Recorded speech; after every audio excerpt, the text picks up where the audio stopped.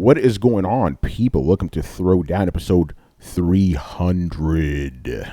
I'm your host, Tony Polanco, and tonight I'm joined by Emilio Lopez. What's up, people? No stranger to danger! Back with us once again, new father, Mr. Parris Lily. Hey, what's up, everyone? Carlos Romero. Yo. Adam Vale. Brooklyn for life. Brian Manjoma. It turns out that the Batman really wanted to become the Bat. Man. And of course, we got a very special guest for now. We haven't had this man on for years. He almost needs some introduction, but I'll give him the only, Mr. Parris Lily. Hey, thank you for having me, man. I'm glad to be on episode 300. Congratulations. Thank you, man. Appreciate it, man. It's awesome. Yo, by the way, a little bit of a background. So we were gonna have Parris on like about a month ago during the big Xbox showcase, but you were busy with Parris. Like, yo, Tony, please have me on. And I was like, okay, hold on. Parris wants to be on episode 300. Bam, let's make this happen. You know, So this is gonna be dope, man. But also a couple of things before we start. So tonight we're gonna announce we got two big contests. I can't. Parris, man. I think I told you about one of these specifically, but if you didn't, just be surprised, man. I'm going to say right now, okay, so we're going to start this contest probably we're going to fully launch it on Sunday, throw around your questions, but we're going our biggest giveaway of all time. Are you ready, people? Even though we don't have the price of these things yet, we're going to set up the contest and we're going to give away a console of your choosing. So next gen console, Atari 2600. We're gonna put out a video.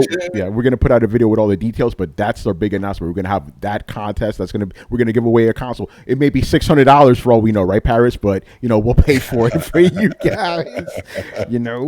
And also starting tonight, a contest specifically for this episode 300. We're gonna celebrate by. I'm going to stump you guys tonight, basically, But I have a video with all the details. There's going to be a Twitter post and all that on throwdownshow.com. But for you guys watching right now, you may notice there's always a video that plays behind us right before we start, right? There's a song that plays, right? People have asked us, where's that from? If you can correctly guess that song, we're going to give you a free game of your choosing. As long as it's not a collector's edition, we're going to give you a free game. But stay tuned for that. We're going to have a video up tomorrow or today whenever you're listening to us. So we got a lot of stuff. And we're also going to have something else to give away on Sunday. Got a lot of stuff going on Throwdown, got to celebrate big, And, of course, we're doing that tonight by having our good friend Parris on. Now, Parris, man, again, we've known each other for years and everything. But this year specifically, man, things have blown up for you, man. It's been a crazy 2020 for a variety of reasons, obviously. But I would say since about May or June, I mean, just so many different opportunities have been coming my way, and it's been crazy, man. It has been an absolute crazy summer, but and we're gonna get into that. But Parris, now we're gonna take it back. Though people know you're big now, but we got to take it back. And remember, not big. we're gonna take it back because we had you on the show, but we never did something that we always do with new guests. You're not new, obviously, but we didn't do this with you. We need to know how it all started with you, man. What is your gaming origin story? So it really goes back to 2005.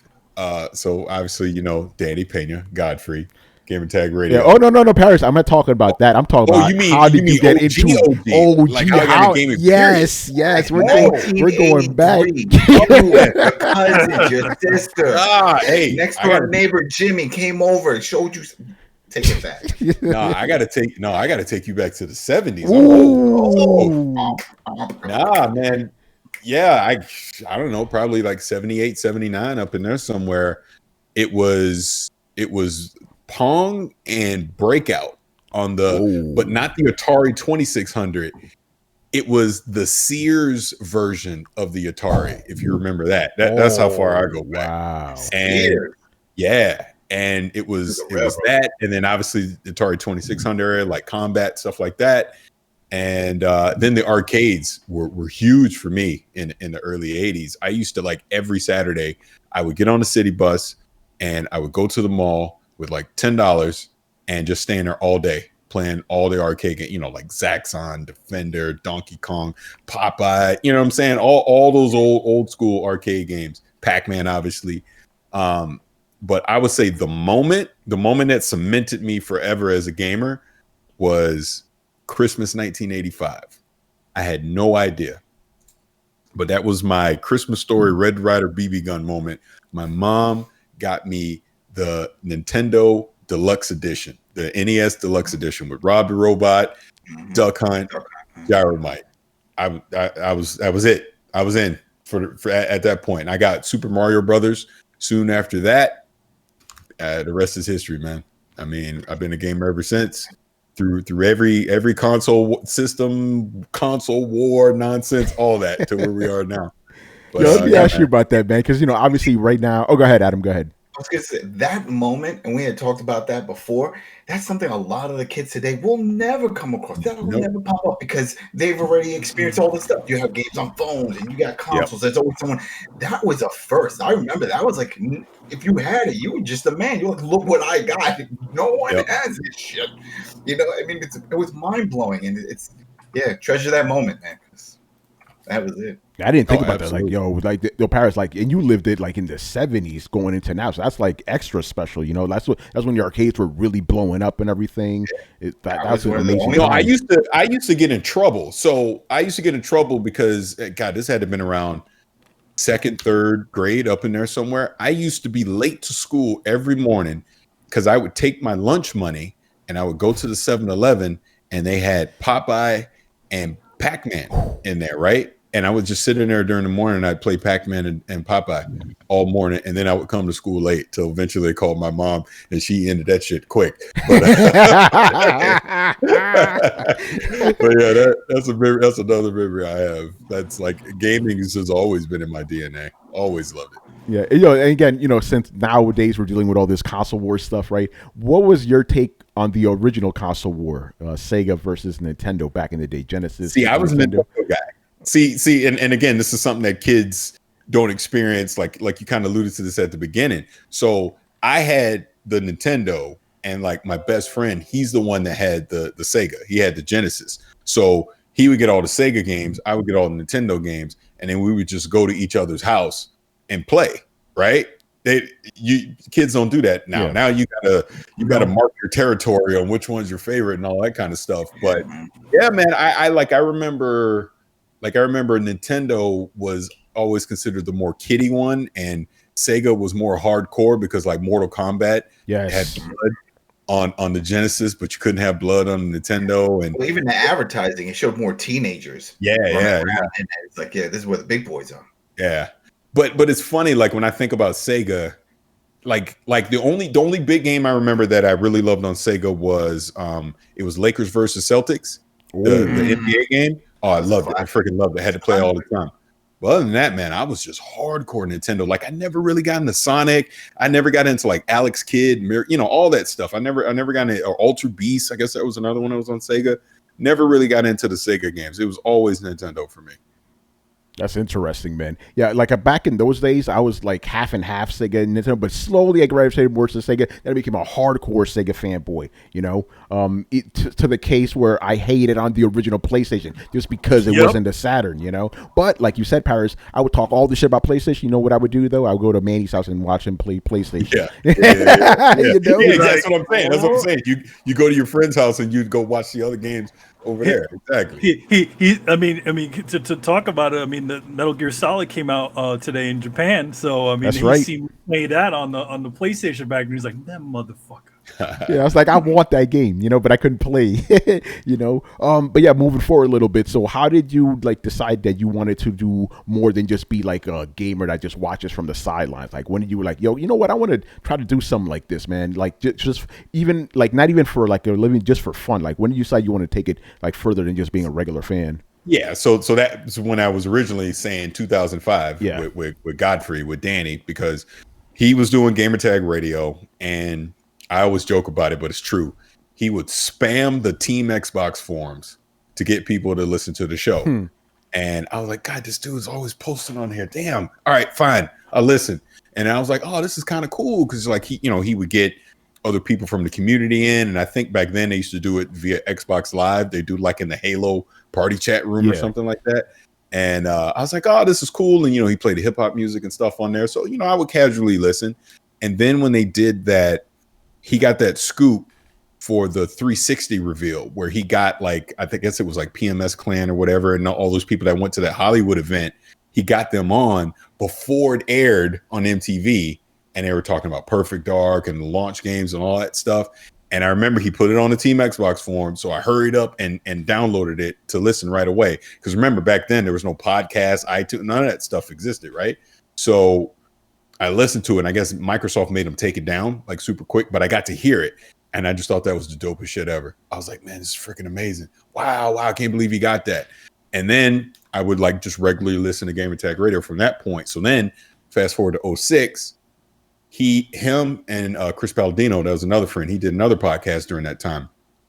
They were at Redmond up at Xbox for Lord of the Rings event, and they were on TV, on video. I was like, holy shit, you get to go to Microsoft? You get to go to Xbox? Oh man, I got to do this. I remember, and I called my homeboy, and I was like, yo, we got to do this podcast thing, man. Let's try and get in this podcast, this gaming thing. I go to these cats I listen to, they get to go to Xbox and all that. That sounds cool as hell. I got opinions too, right? So I reached out to Chris, I reached out to Danny, and Chris had got back to me right away, like literally the next day. And I remember it was a Saturday morning. He hopped on Skype. He walked me through the whole thing on how to do podcasting, the software to get everything. Danny, I didn't hear from his ass for 3 weeks. He was on vacation. But he eventually hit us back too. Basically the same thing. Gave a bunch of advice, that whole stuff, do this, do that. Because we did a rough cut podcast. It freaking sucked, of course. But he's like, oh, it's good, but you ought to do this, you ought to do that. Check your levels on it, all this kind of stuff. So then I started my own podcast called Uncle Gamer Radio, and that was, God, that had to been June or July of 06. Wow. Right. And I did that, became good friends with Danny. We actually wound up meeting face to face a year later at an event in EA in LA, and we were just always friends. I was doing my thing, and we would kind of collab with each other during E3s and stuff, help each other out. I get to hook up on something or I hear a scoop, I would tell him, vice versa, he'd tell me, and we're always just good friends. And I did that, Uncle Gamer, until 2011. And then my co-host, he took a job with EA, and I was like, I don't want to do it anymore because I was doing it solo. I had other co-hosts come in, it never clicked, and I was like, I'm done, I'm good.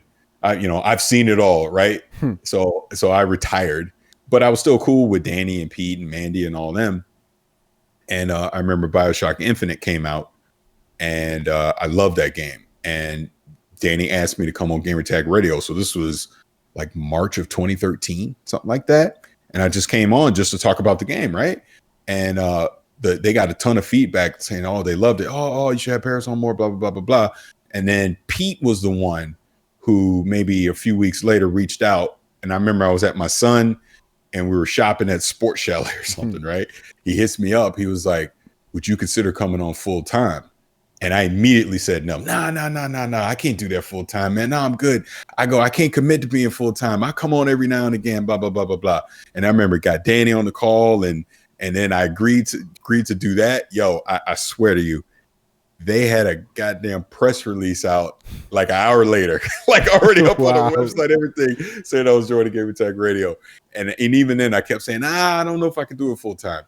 And yo, other than unless I'm missing it because of an event or whatever, basically I've been on every week ever since, and it's been great, man. I mean, you obviously know we talk all the time, Tony, but I mean, it's myself, Danny, Pete, Mandy. I mean, it's just a family, man. All of us talk pretty much every day, every freaking day we talk. And it's just been a lot of fun, man, doing all the gaming stuff and getting to interview all the different people in the industry, go to these different events, review these games, do all that kind of stuff. And, it's just been growing and growing and growing. And then even though 2020 has been the most craziest goddamn year ever, I mean, the opportunities that have come this year it's been incredible, dude. It really has.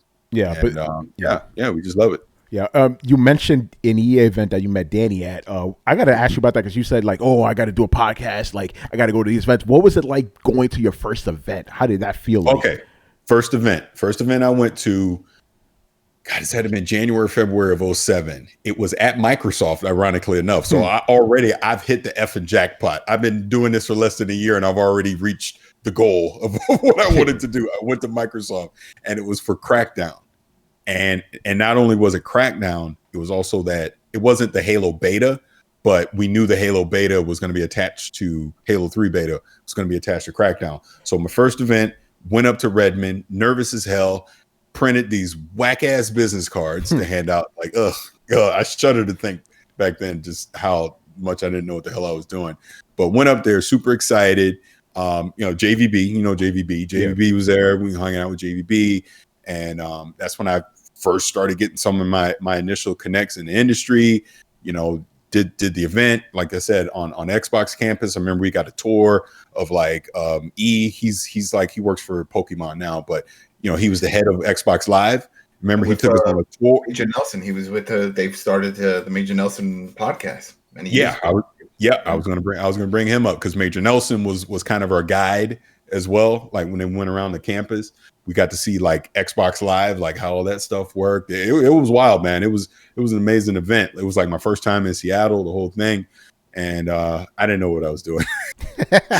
I would hate to go back and listen to that interview I did for Crackdown. I know it was terrible, but that was the start, man. And then that's when you get the itch, and that's when you're like, man, yeah, I really want to do this. And that, ironically enough, that event then got me some connects with people at EA, because then EA wound up inviting me out to Medal of Honor here in EA LA.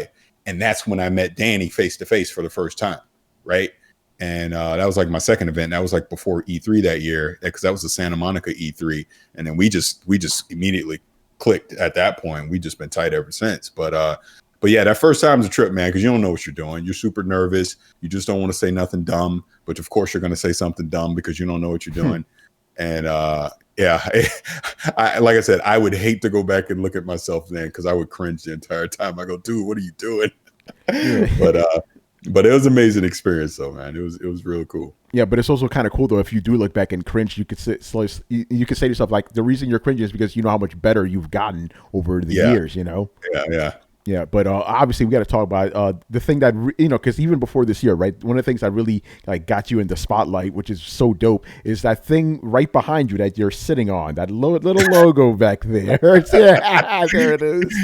Like that became the illest meme ever. Like you walking out of the Cyberpunk presentation, E3 2018, I believe, or is it 17? It was 18. 18. It was 18, you like yeah. that face, like that exuberant face, that like went all around the world, So. What was it like, experiencing all that craziness? It's been the craziest 2 years since that moment. And again, I got to give that one to Danny, because that actually was a kind of a low point in my life, because I had changed jobs, because I'd taken a new job because they had promised me the freaking world. And then once I got to the job, it was the complete opposite of everything I thought it was going to be, which, lesson learned. Never just go for the money, because the money ain't freaking worth it if you're freaking miserable. They want to take your soul. Yeah. So anyways, I'm miserable at the job, absolutely miserable. And I remember booking that appointment for Cyberpunk, and because my job, they weren't being flexible and a lot of stuff, I had to get like a Wednesday night at 6 p.m. appointment to go see it. And I remember Danny and Pete had already seen it before me, like the day before or something. And we agreed. I was like, I won't know nothing. Don't tell me none. I won't know if it's good or bad. Just let me walk in blind and just experience it for myself. Right. So I drive, because I worked in Orange County. So I drive up from Orange County to LA, fighting traffic, get there on time. And I go to the appointment, and I sit in that 45-minute demo, man. And I walk out. I had no clue this was happening. I walk out, and Danny is filming my reaction with PR. And and I just say it, because it's like literally my raw opinion as I walk out. And I said, it's Ghost in the Shell, Cowboy Bebop, and Blade Runner. And we're like laughing or whatever.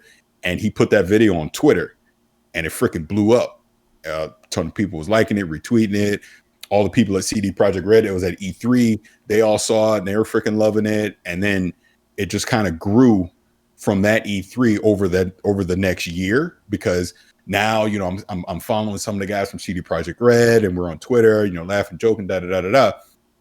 So then fast forward to 2019. Now I'm at a new job. I'm happy as hell. I'm good, right? My life is great. But the new job, I had an audit I had to do, right? There's no way I can get out. I had to do it. So I didn't even think I was going to E3 last year, right? Because of this audit. So I booked an appointment for Cyberpunk on the last day of E3, the very last appointment. I was like, if there's any way I can make it, it's going to be that. And then sure enough, it turned out I made it. I was able to make it. So I got up to LA because I worked down in San Diego. So I drove from San Diego to LA, and I made it to the appointment. And at this point right now, there's this anticipation.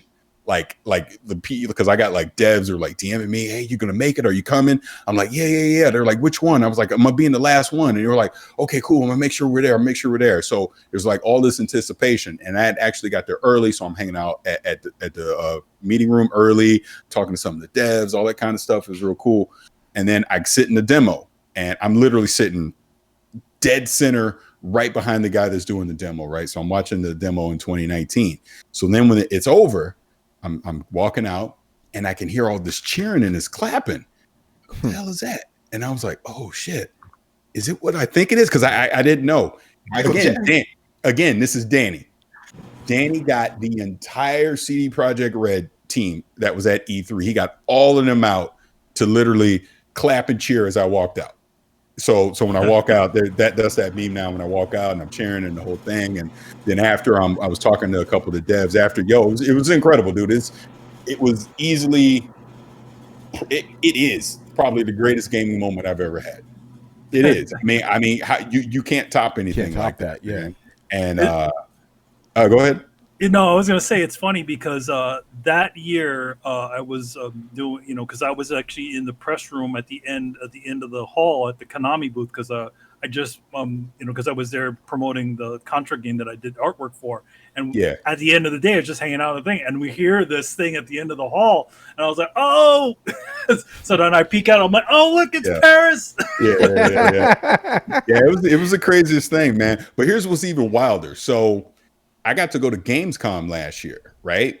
And, CD Projekt Red is there as well. And they're showing the same demo, same exact one. But it was crazy because now this second video went viral, right? And all these people are seeing it. Yo, I'm in Germany at Gamescom. And I remember I went up to the CD Projekt Red public booth where the public's at. I'm walking up and people are looking at me like they would look at me and double take and look. Like all these people are pointing and like, it's him. It's like all these people knew who I was just from that video. In Germany, it was like, this is the wildest shit ever. It's like, how's this happening? And then even then in Germany, I'm talking to more of the devs and all that stuff. And yeah, it's just been crazy, man. I mean, it's been one of the wildest 2 years. And then, in June, I got to play it. Which I'm so appreciative of them allowing me that opportunity, to be one of the few people that actually got a chance to play the game. So I got to play it for almost 5 hours, and then like obviously I got the chair and some other stuff. And yeah, man, I mean it's probably the most openly passionate I've been about something publicly, and at first I was super nervous about doing that because. You know how people are online. They want to say all this crazy stuff. And then, honestly, at one point, I knew you could cuss on here. So at one point, I was like, you know what? Fuck it. I don't care. It doesn't matter. I'm excited about it. I want to be excited about it. People like that I'm excited about it. So why not? Screw it. So, and I just have been ever since, and trust me, when November gets here, man, I'm gone. I'm disappearing. I'm just gonna be playing that game. You'll be cyberpunked. But I will say this, just one last thing on the cyberpunk thing. So with me getting the opportunity to play it, I did like a 45-minute hands-on preview of it, and that was probably one of the most nervous moments I ever had was to hit upload to YouTube because I didn't know what people would, because I knew there was going to be this anticipation for what I thought of the game, right? Not only from the public, but obviously internally at the studio because I talk about it so much. But I was super nervous to put it out because I'm like, is it good enough? Is this terrible? I don't know. And I got that opportunity, and then IGN reached out to me and was like, hey, why don't you co-host our pre and post show for Night City Wire for the first one? So now all of a sudden, not only am I doing that, I'm actually on IGN with that. So there's like all these people, watching, and I'm like in my head, I'm like, just don't say nothing stupid. Just don't do nothing stupid. Just don't screw this up. And then like, obviously the Night City Wire happened, the video goes live, and then all of a sudden I'm getting all these DMs and feedback from people saying how much they really like it. People internally at the studio hitting me up, telling me they really liked it. And because of the site, because I put out 3 different videos around that time for Cyberpunk, because of those 3 videos, my YouTube channel went over 1 million views. Wow. Just off of that. So I don't know. It's just it's crazy, man. Because I just think, hey, I'm just a dude that likes the game. I'm just super excited about it. I'm no different than anybody else. But it's been very humbling to see how many people actually cared about my opinion, I guess, and the fact that I wasn't just gushing over the game like, oh, it's the greatest thing ever and has no problems, because the game does have some problems that I talked about during the preview, and they know about it. They're working on it. Every game does. Yeah. But I think people appreciated the honesty of it. Like, here's the dude that has unabashedly been loving the game, but even he can be fair about criticizing it, right? And I guess that's probably like the biggest thing I take away from all the stuff that's been happening the last couple of years with all that. But I'm still super excited for it. The game's going to be freaking incredible. Trust me, when you get to play it, it's going to be incredible. But it's not perfect. But like you said, no game's perfect, right? No. So yeah. I mean, the thing about it is, it's like it definitely shows that you're not like, it's not like you're on the payroll, just because you got a lot of this. A lot of this from that game. It doesn't mean that you're totally blinded by the fact that there is issues that you can see, but you still love it despite its things, its problems. But that's how it should be. Yeah. I mean, and Exactly. Tony, I know you were going to bring all this stuff up. I guess I'll just roll right on into that. Yeah, you already know where I'm going to go with this, because obviously, all this has brought a lot of attention to you, and some of it has been very negative. Now, me and Parris, behind the scenes, we kind of have fun with some of this shit that we see. But Parris, tell us about these dudes that are coming at you. They don't appreciate how much you your enthusiasm for games, so they kind of start sniping and all this other shit. Calling you a paid shill, all this other nonsense. So what's been your take on all that? Because obviously, with more attention, you get all these haters and all that. Yeah, and that's kind of been the lesson I've learned the last few months, because obviously there's definitely been a bigger spotlight on me, and there's been I've been able to be on all these different shows and all this kind of stuff. So one thing I want to just say directly to anyone watching or listening to this, because I want to be crystal clear.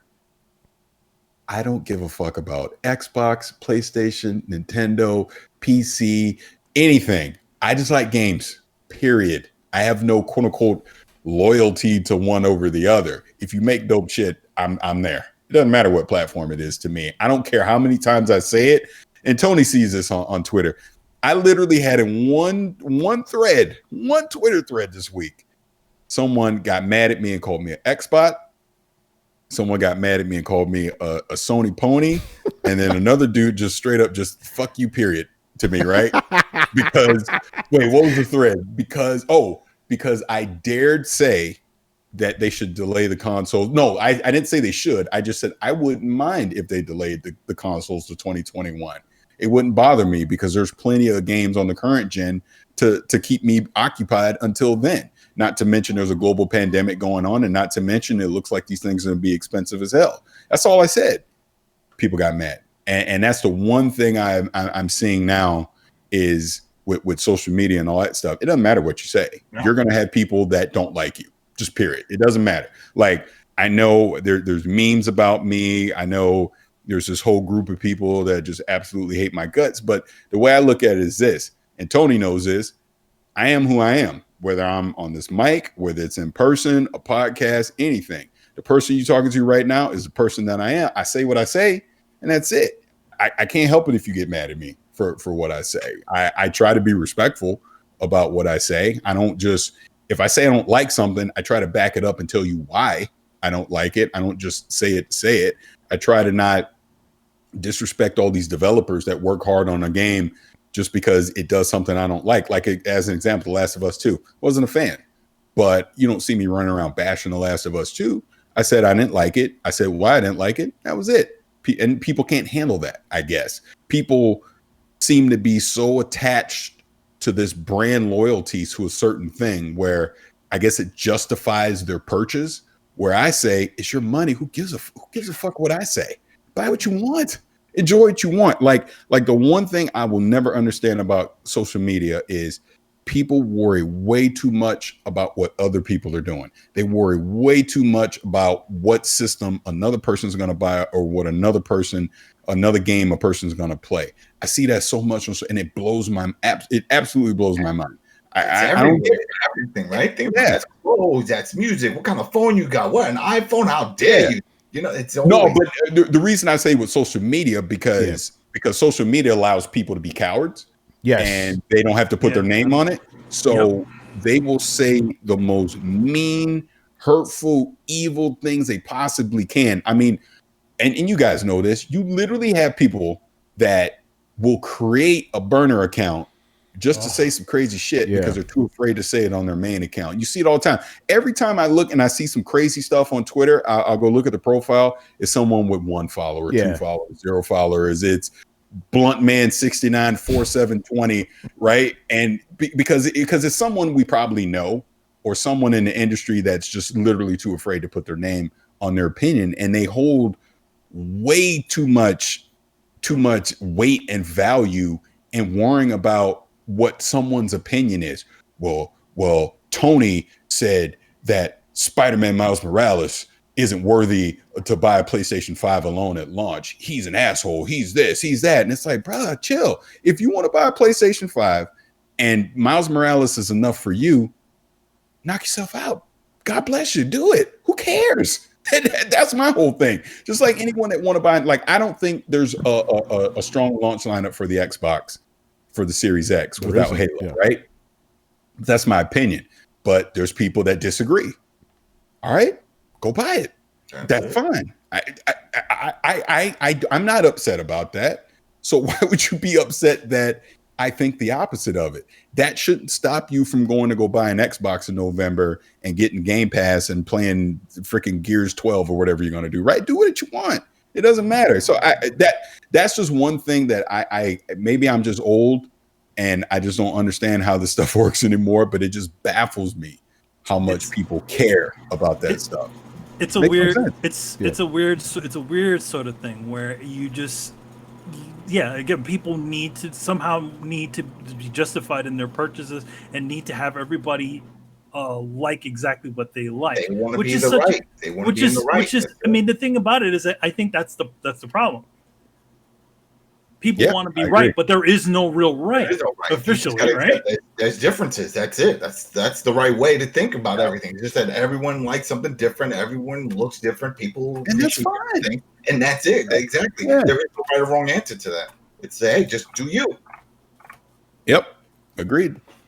Yeah, and it's like they think we have some kind of power over this stuff. That's the stuff that weirds me out. It's like I'll go out there and I'll be like, hey, you know what? I think these consoles should be delayed for like a year. And they'll be like, oh, just because you don't think you should get it, that means the rest of us can. I'm like, I can't stop manufacturing these things, bro. I'm just giving my opinion here, you know?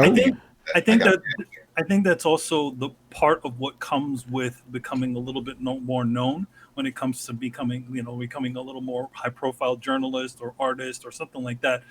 Apparently, your word means a lot more because it's coming from you, as opposed to before when people who used to know who you are. Right.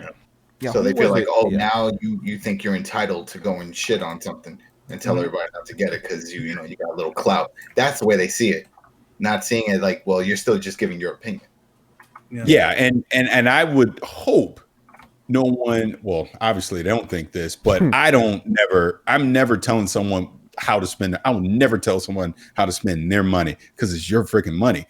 If you ask my opinion, I'm gonna give my opinion on what I think, but that doesn't mean you can't go buy that thing that you want. That's just why, like, I think review scores are so silly now. It's pointless. The only reason review scores exist is so these developers can use it as a baseline for their bonuses and stuff. I mean, other than that, it really holds no value. And people put so much weight in a number.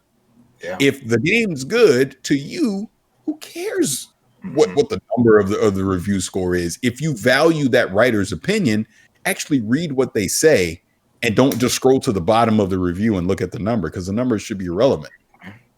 I just don't get it. I really don't get it. Man, Parris, I don't know if I ever told you this story. So this was back when I was writing for Dual Shockers, right? Number reviews and all that, right? I had this. It was a review for Infamous Second Son out of all games. This dude goes in the comments like, "Hey, why'd you give it that score?" And I'm like, "There's a whole review above it, bro." And he tells me this. I am not lying.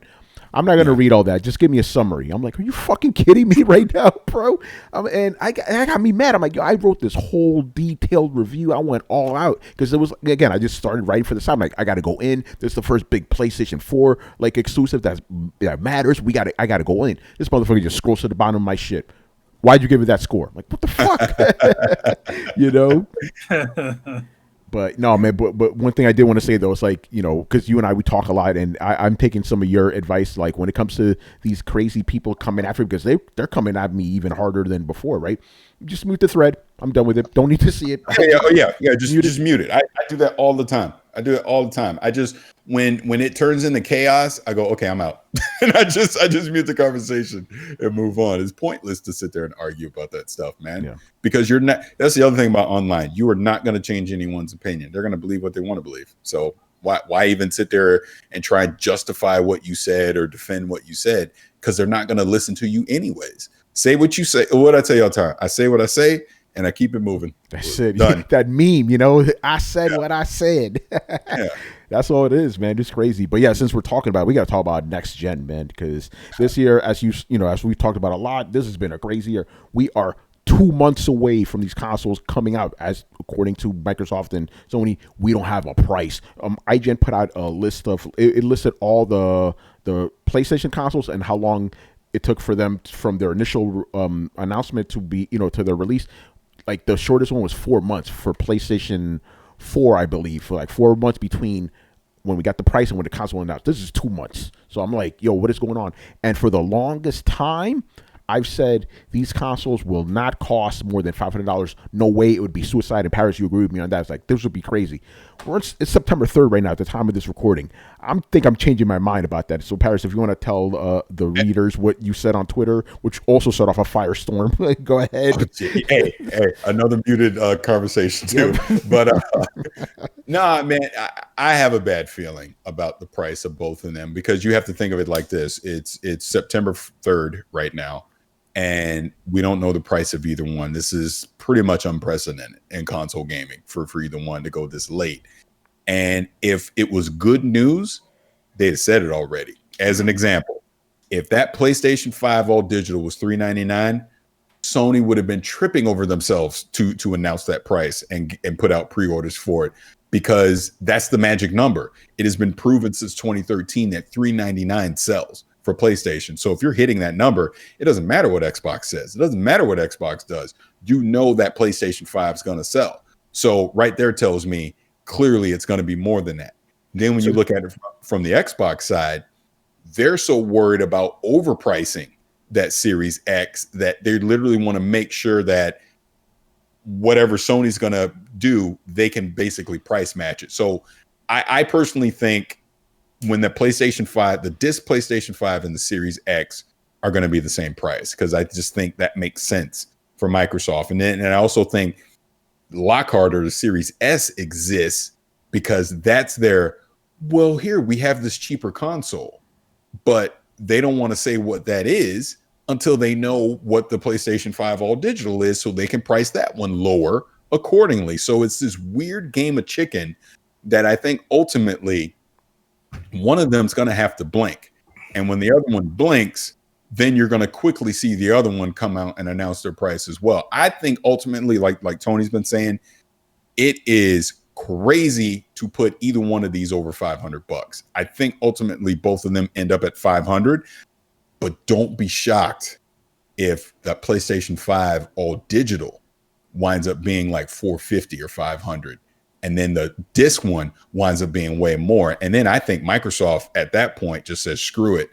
And they price match the all digital one with the Series X, because they're the ones that are trying to catch up in this whole thing. And obviously Lockhart will be whatever it is. But I think if it were up to either one, both of these things would be $600, because if you look at the tech inside of them, they're easily more than $600, both of them. So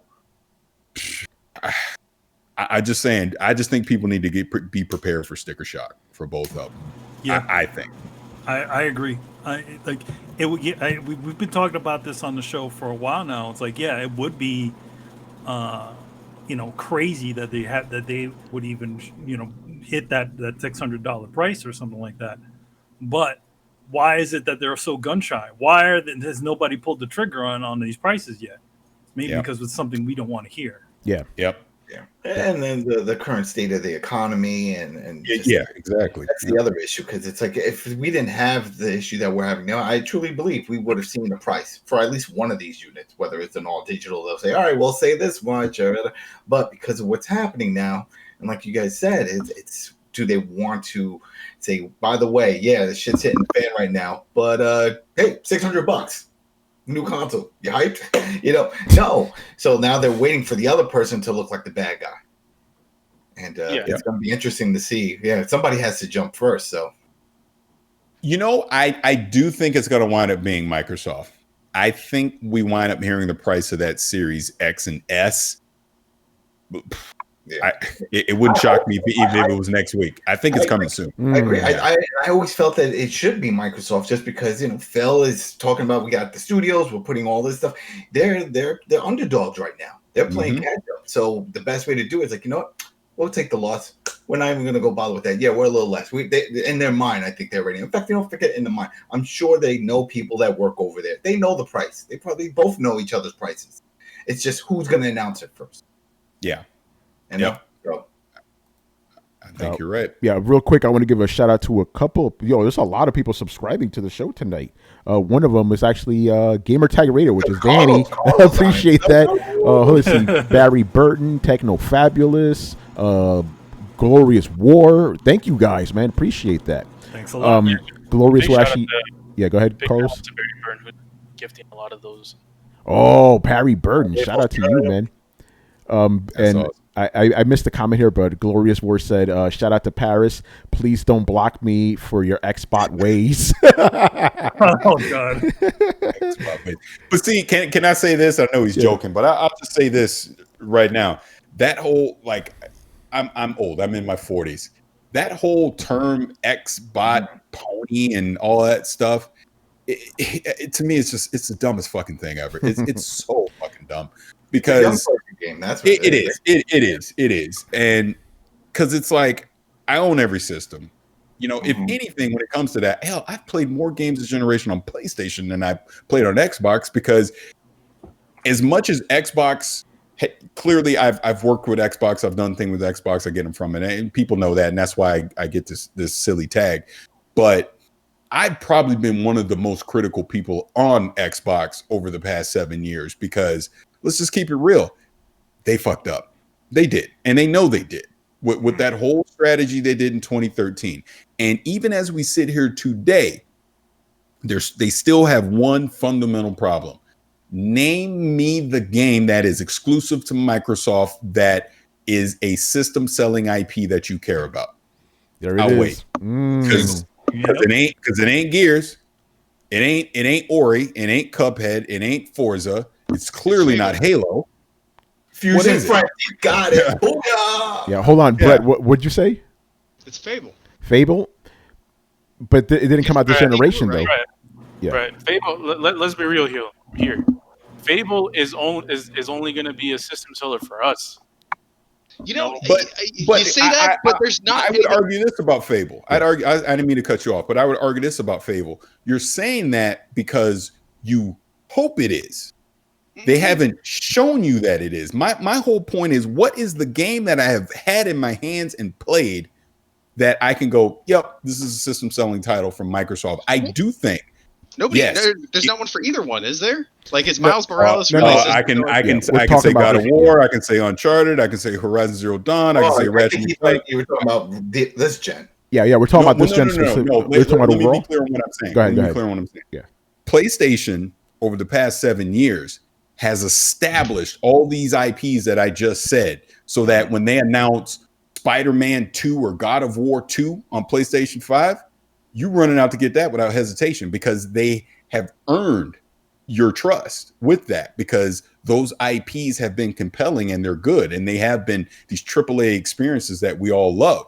My point is, the games that we've had on Xbox the past 7 years, which one is a sequel that you're anticipating that you had this great experience in the last gen? I haven't seen it. No, and look, why are you giving these tough questions, man? We're supposed to have fun.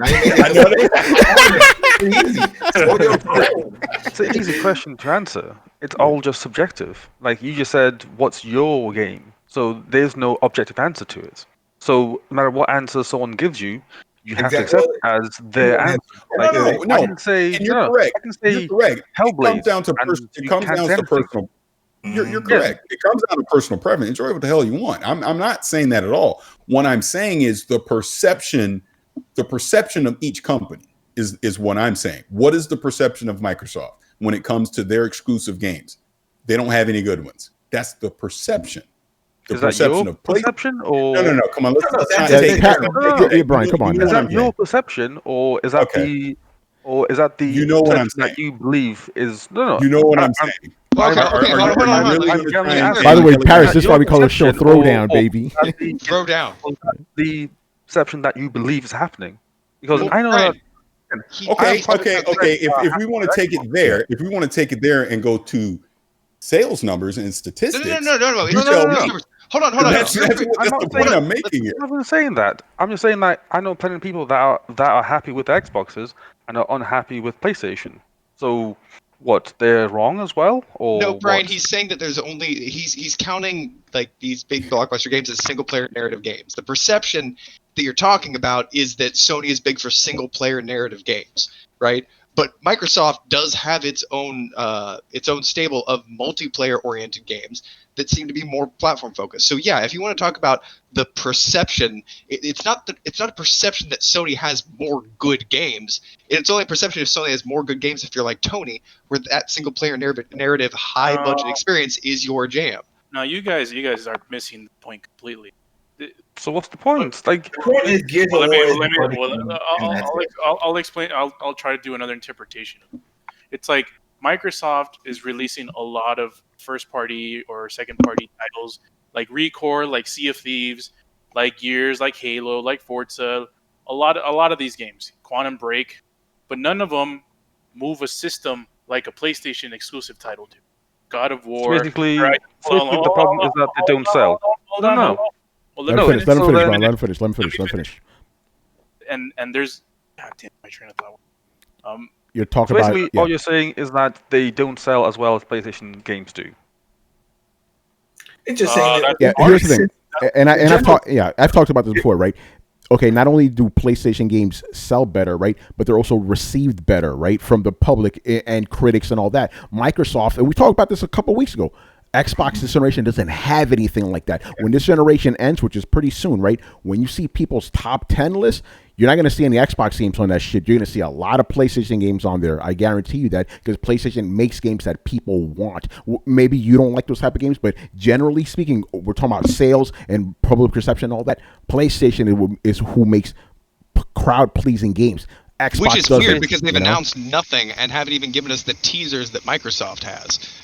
Yeah, but we're talking about the whole generation, bro. We're talking about the PS4 coming into PS5. Are we talking about last generation, the one where they gave up, or this generation where they bought 14 studios? Oh, you're talking about Microsoft now. Yeah.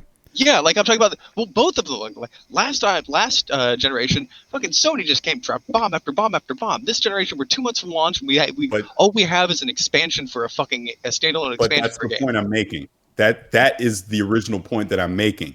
Sony has proven to you over the last 7 years their IPs. Microsoft still has to show you. Mm-hmm. No, as a merc, as a game merc back and forth, no, Sony hasn't shown me. They have rubbed they have. He's talking about himself right now. How have they not shown you since 2013 with the lineup that they've had? Oh, they did, and then they turned back into assholes. Sony. They stopped making fucking games. They blew the budget on their big games. They stopped experimenting. Everything's the same goddamn thing. Sony lost my trust at the end of this generation. Is the point that I'm making. Now they're fucking dead even, and the fact that Microsoft bought 14 studios sounds like here's the question I'll ask you then. Yes. When they announce God of War 2, because they will, is that not going to be compelling to you? The same as Cinema Sacrifice 2. The same as Fable. No, I think Brett, because I think what Parris was trying to say is that's what the general perception is going to be. It doesn't matter if individual anecdotal, right? Opinions. You do. Read the room. The perception. There's millions of those opinions, but Dad of War, Dad of War 2, when that's announced, it's going to get more traction. It's going to sell more copies. It's going to push more systems than anything that Xbox is going to do. Just by the perception and just by the track record. Yeah, Parris, real quick. Hold on, real quick. Let me say it this way. Let me say it this way. I'm not talking about you, the individual. I'm not talking about me, the individual. Love whatever the fuck you want. That's not the point. The point is the overall perception. The overall perception, when you look at PlayStation compared to Microsoft, they have literally outsold them 2-1 this last generation. So going into the next generation, when a God of War 2 is announced, when a Spider-Man 2 is announced, we've already had Horizon announced, Uncharted 5, on down the list of these proven IPs from them over the last 7 years. People will run out and go get them because they have that brand loyalty to that. When you talk about an Avowed, you talk about what is it? Fable, the new Forza, obviously now Halo Infinite. These are games that still need to. Yeah, that's actually another one. They need to show you that these will become great games. Now, was Gears good last gen? Yes. Was it great? No, it was not. And the sales numbers dictate that. That's the point I'm trying to make. I'm not talking about you, the individual. I love Gears. For me, it was special. Exactly. That's what I mean. Microsoft has more legacy games. I'm not talking about you. That's what I'm saying. But that's what I'm saying. I'm just in the minority when it comes to that. That's right. Okay. So God of War, Uncharted, Last of Us, help me understand, because a lot of their big games, like even like Days Gone and Spider-Man, were new IPs this generation. And there you go. How have they earned my? You just answered my question. What was the new IP that Microsoft put out this generation that you're super excited for in the next generation? This is the point I'm making. Hellblade. Yeah, you assume that came out on PlayStation first, by the way. As a Microsoft studio title. Yeah, that came out on PlayStation first. Yeah. No, but the point. Let's just be real here. PlayStation makes crowd-pleasing games. Microsoft doesn't this generation. They used to back in the 360 era. Every game was fucking blowing up from Microsoft, but this generation, they ain't have it, and that's why this is the point I want to make, right? Okay, you have Ratchet and Clank, right? Which is a game, a franchise that's always been there, right? Never blown up, never anything. It's just been there chilling, right? You had Halo, right? Massive franchise, industry setting, industry standards, all this, right? Think about what happened, right? You had Halo Infinite. It's a fucking joke. It's become a meme, right? Ratchet and Clank blew the fuck up. If you would have told me this last year, I would have thought you were fucking crazy. That tells you something right there. That's why Sony, despite the fact, and we've said this a million times on this podcast, this launch lineup for PlayStation 5 is fucking weak. But despite that, it's going to sell like hotcakes just because of the long legacy, not only of the PS4, but every other PlayStation generation before that. Microsoft, they had that one generation, let's just be real here, where they really blew up. But this generation, they fucked up. And people Tony, So you think, all right, so let's say, just like we said, regardless of people going to follow, let's say Sony comes out $600, Microsoft $500. You don't think that price difference is going to change anything? People are still just I think that will be. That's going to be very interesting. But at the same time, even if the Xbox is cheaper, what the fuck are you going to play on it? They just do the game. Everything on Game Pass? Yeah, they'll do the Game Pass. Are old games going to sell a new system? I don't know. Yeah, let's be real about that. Obviously, I've sounded like super anti-Xbox here. Game Pass is the future of gaming. It absolutely is. I love that they're doing this service. My only point with that is it's still going to take them a little bit of time to ramp up these studios that they've acquired to give us those games. Oh no, I agree. Okay, just to clarify, like I agree that Sony came out much bigger last time. I agree that last generation. I think Microsoft just fucking gave up. I think they realized it wasn't a fight worth winning. But I do too. There's another side to that. They sat back, and the lack of effort they put into this generation, they started clearly putting they were investing in this generation for years, and all the studios they bought and all the good graces. Like, yeah, you do have brand loyalty to PlayStation, absolutely 100%. There are legacy games that you're going to want to play, but my point is those are kind of on both sides, and Microsoft has been doing a much better job lately. Like, the fact that they're even bringing Fable back fucking thrills me. They have some new IPs that they're coming out with. They're listening to the gamers, All right? Brett. And I agree with you. We're in agreement on this, and I think 2016 was the point where, like you're alluding to, that they tapped out on this gen and they started building their services and everything for this current gen. I completely agree with you on that. That isn't the argument at all. But you also have to think of this: there's 110 million PlayStation 4 owners out there versus 50 on Xbox side. So that 60 million people out there. What has Microsoft shown them to say, if I can only buy one console, I'm going to go buy an Xbox? They're going to stick with what they know, and they're going to stick with a PlayStation 5. I guess that's my point.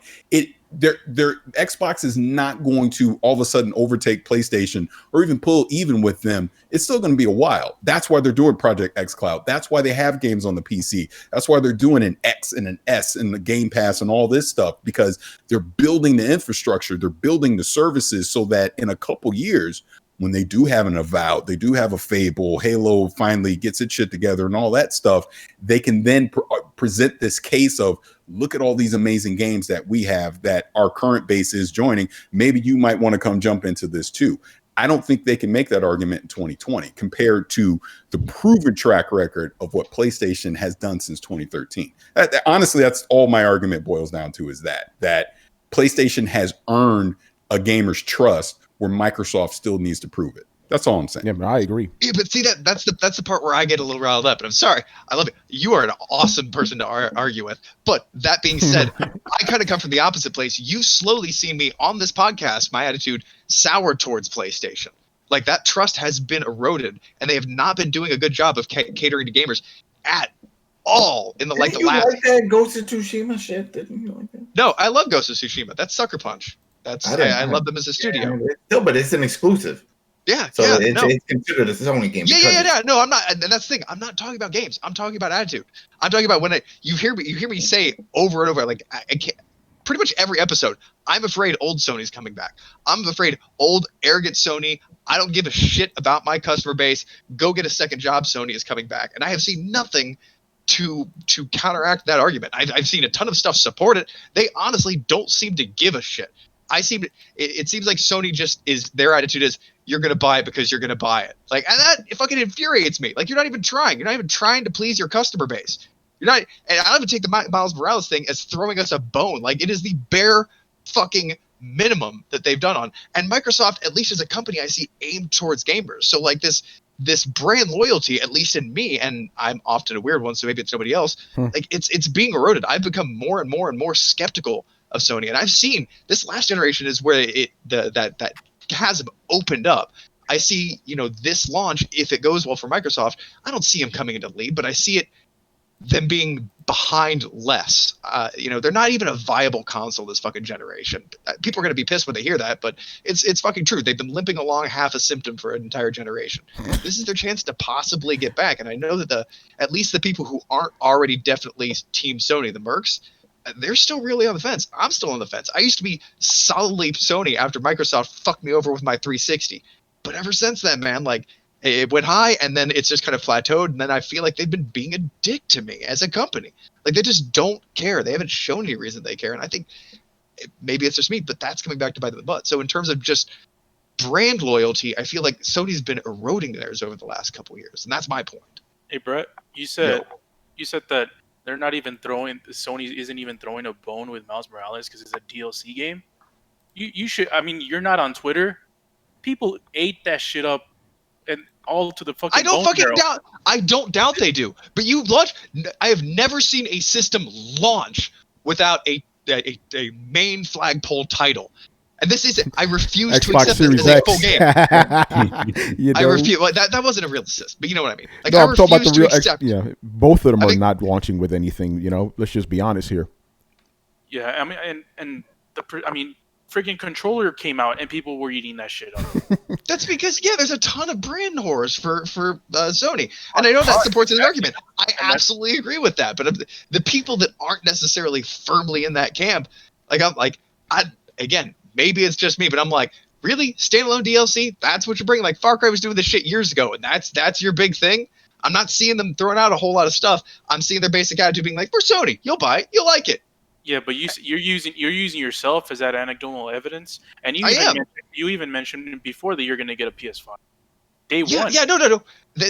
That's why I'm saying I've admitted several times that this is just me. It is anecdotal, and I go against the grain a lot. So I may be the odd man out here. I'm fully admitting this, and I'm getting a PlayStation 5 because I'm getting both systems. If I had to choose one, honestly, I don't know where I'd go right now.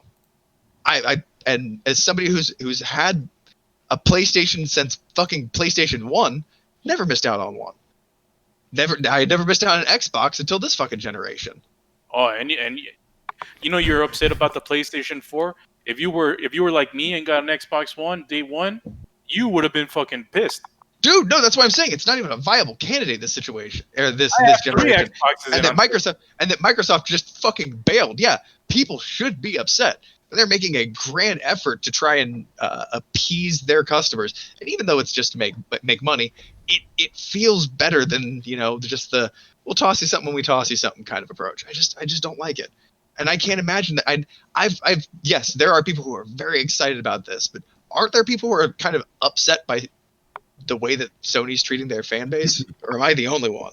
I think wait till the price comes out and then their response to that. And if they start telling people get 2 or 3 jobs and work harder, then there you go. They're gonna get Kaz Karai to come back. And then Kaz Karai says Ridge Racer, and they're like, "Whoa, what's going on here?" They're gonna all they need to do is see Kevin Butler's gonna return on the press conference. People lose their shit. I would like to see Kevin Butler back. Yeah. Dude, that's what I'm saying. Just throw out a little bit of fan service, man.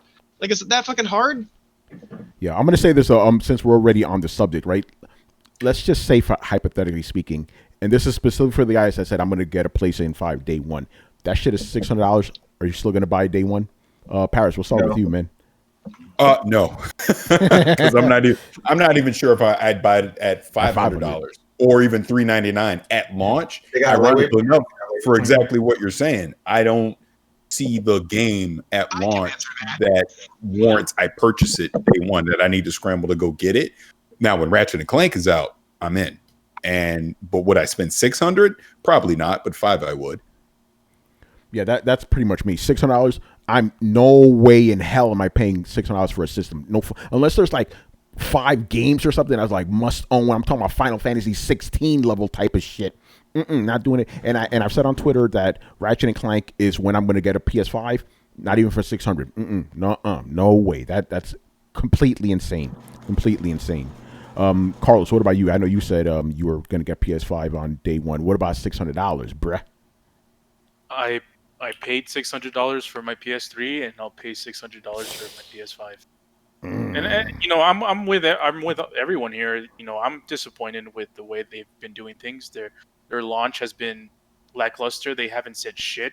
Miles Morales, they still haven't shown except for that CG trailer, or maybe it's an engine trailer, but no gameplay. Ratchet and Clank, I'm also with everyone here. I was impressed, and I'm looking forward to it.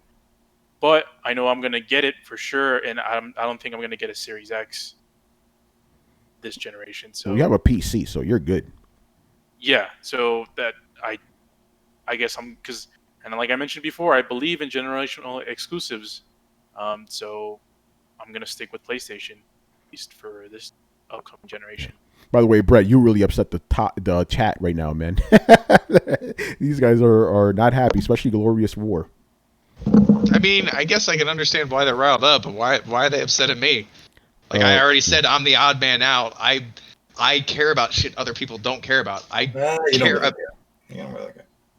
Yeah, but it's all respectful though. We don't tolerate Paris on our chat. We don't tolerate bullshit, man. We kick them right out if they talk any nonsense. No, it's cool. Like, it's all I debate. I always accept a little bit of shit talking. I just want to say to the people out there, like, people aren't me. I get really upset when brands treat me certain ways. Like, I idolize the way Stanley had community outreach. I think that just because you're a big business trying to make money doesn't mean you can't make things fun for people and just instead of trying to squeeze money out of them. So the way companies act almost as an entity is really important to me. I believe in ethical business to almost to a fault, and I don't expect everybody to follow that.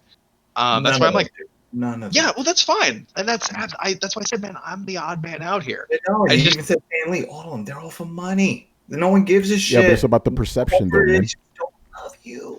But see, that's the thing. Like, I don't understand that. Like, and I don't want to decisive the conversation, but like, fucking Christ, man. Like, I know some of them are business, and some of them aren't necessarily huge publicly traded companies. And some people, believe it or not, actually have passion for their work.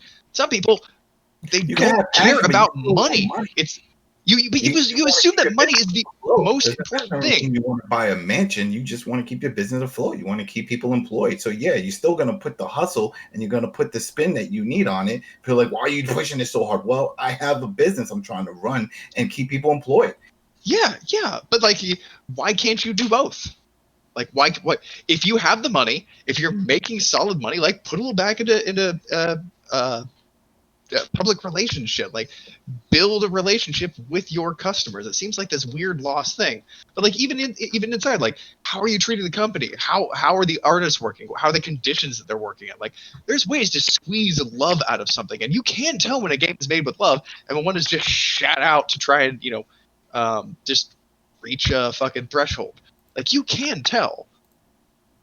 No, but I see what you're saying though. Like, especially within the last year or so, Microsoft, especially with Phil Spencer, they've been out there. They've been, very forward facing. Obviously, the first biggest interview that Phil Spencer did was on Gamertag Radio 2020. He's out there. Shout out to you, Parris, for that. It was amazing. You guys did that.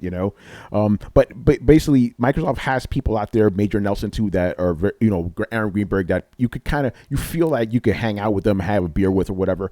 Those guys that Sony had, like Sean Layden and all these other dudes, they're all gone now. Like Jim Ryan, not a very friendly looking guy. He's very blunt about shit too. So kind of that warmness that Sony used to have. Andrew Howe, Gio Corsi, those guys, they're all gone now. Shuhei's still there, but he's kind of in the background. So I understand what you're saying, Brett, in that case. But for me, I'm talking for myself, and I don't care about that. Just give me some good. I don't give a shit.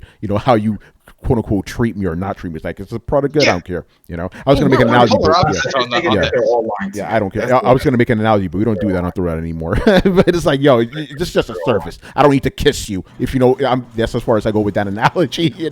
Like whatever. But yeah, no. But $600. I don't know about that. And Parris, I think you might be right about that though. It's like the digital one would be $500, and then the regular one would be $600. I think that's their doomsday scenario for them. Clearly, if they could get that thing to $399, they would.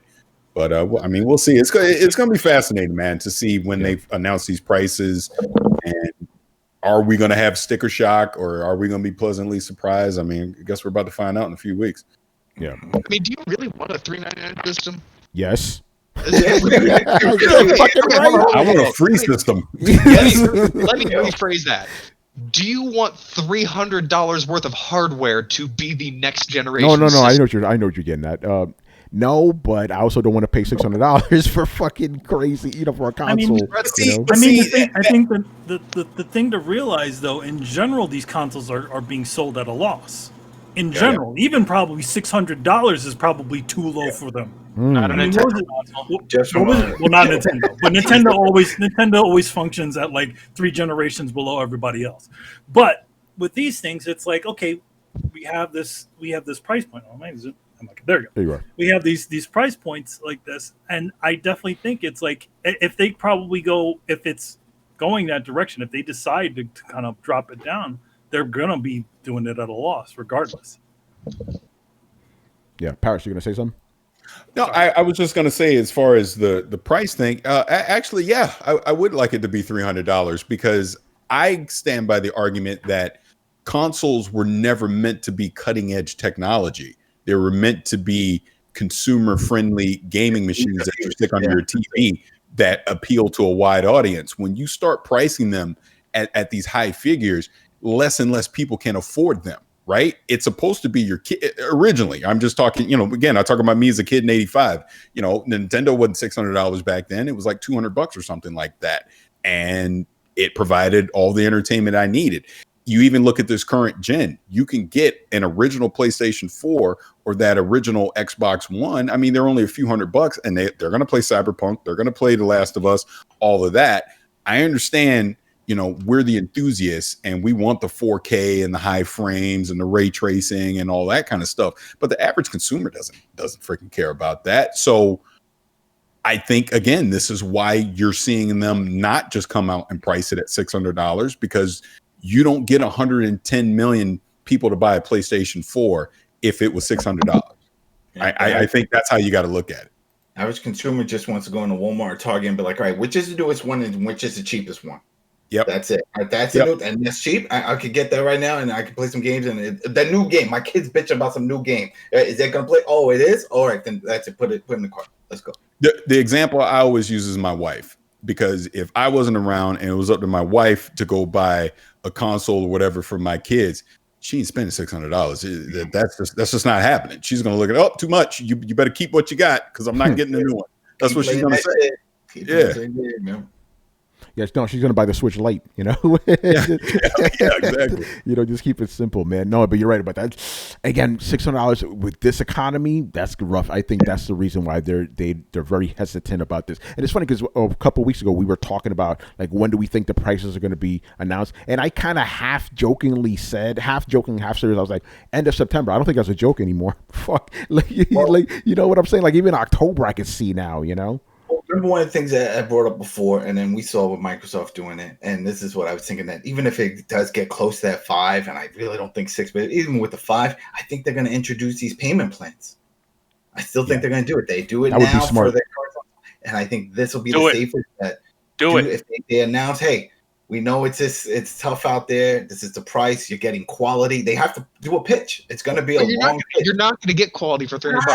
No. Got to listen to the pitch, though. That's what they're going to do. They're going to tell us what we want to hear, and then they're going to tell everybody what they want to hear, which is the price. And once they say, hey, $20 a month, you sign up and you get Game Pass. You're going to definitely have games on this thing once it comes, because you know what? Contactless, that shit's coming to your house. You go on the website or on your phone, sign up now, boom, you order it. It's done. Just like when you get a phone, now you're getting a console in your house, new, $20 a month. Don't think that it's $500-$600 because it's not up front. We know things are tough right now. Not everybody has it. If you do have it, go ahead, buy it. If you don't, we got another option for you. I think they'll more give you a discount if you buy it. Like if you sign like a contract that says, or you pre-buy whatever, like 2 years of Xbox Gold or whatever. So that'll be the thing you pay for. They're going to force you into service. But one thing that's what they have now. They put them in a 2-year contract. That's what they have now for if somebody wants an Xbox One X. Yeah, they're already doing it. So, but interesting thing I want to point out: when you take in the cost of inflation, almost every launch console has been about $400 or above. The only exceptions were the Nintendo 64, Dreamcast, the GameCube, and the Wii, all notably low-power systems. The original NES in today's price would be $400. The original Sega would be $350. The original SNES would be about $330. The original PlayStation $450. The PS2 $400. First Xbox $400. Second Xbox $350. PlayStation 3 is $567 by today's dollar. And last gen they launched $400 and $500 respectively. I don't think it's going to be under 400, and I'm not thinking it is. Oh no, we're not. None of us believe that anymore. No way. Those consoles are going to be 500 minimum. Hey, I actually want to circle back to something you just said. You talked about low power systems.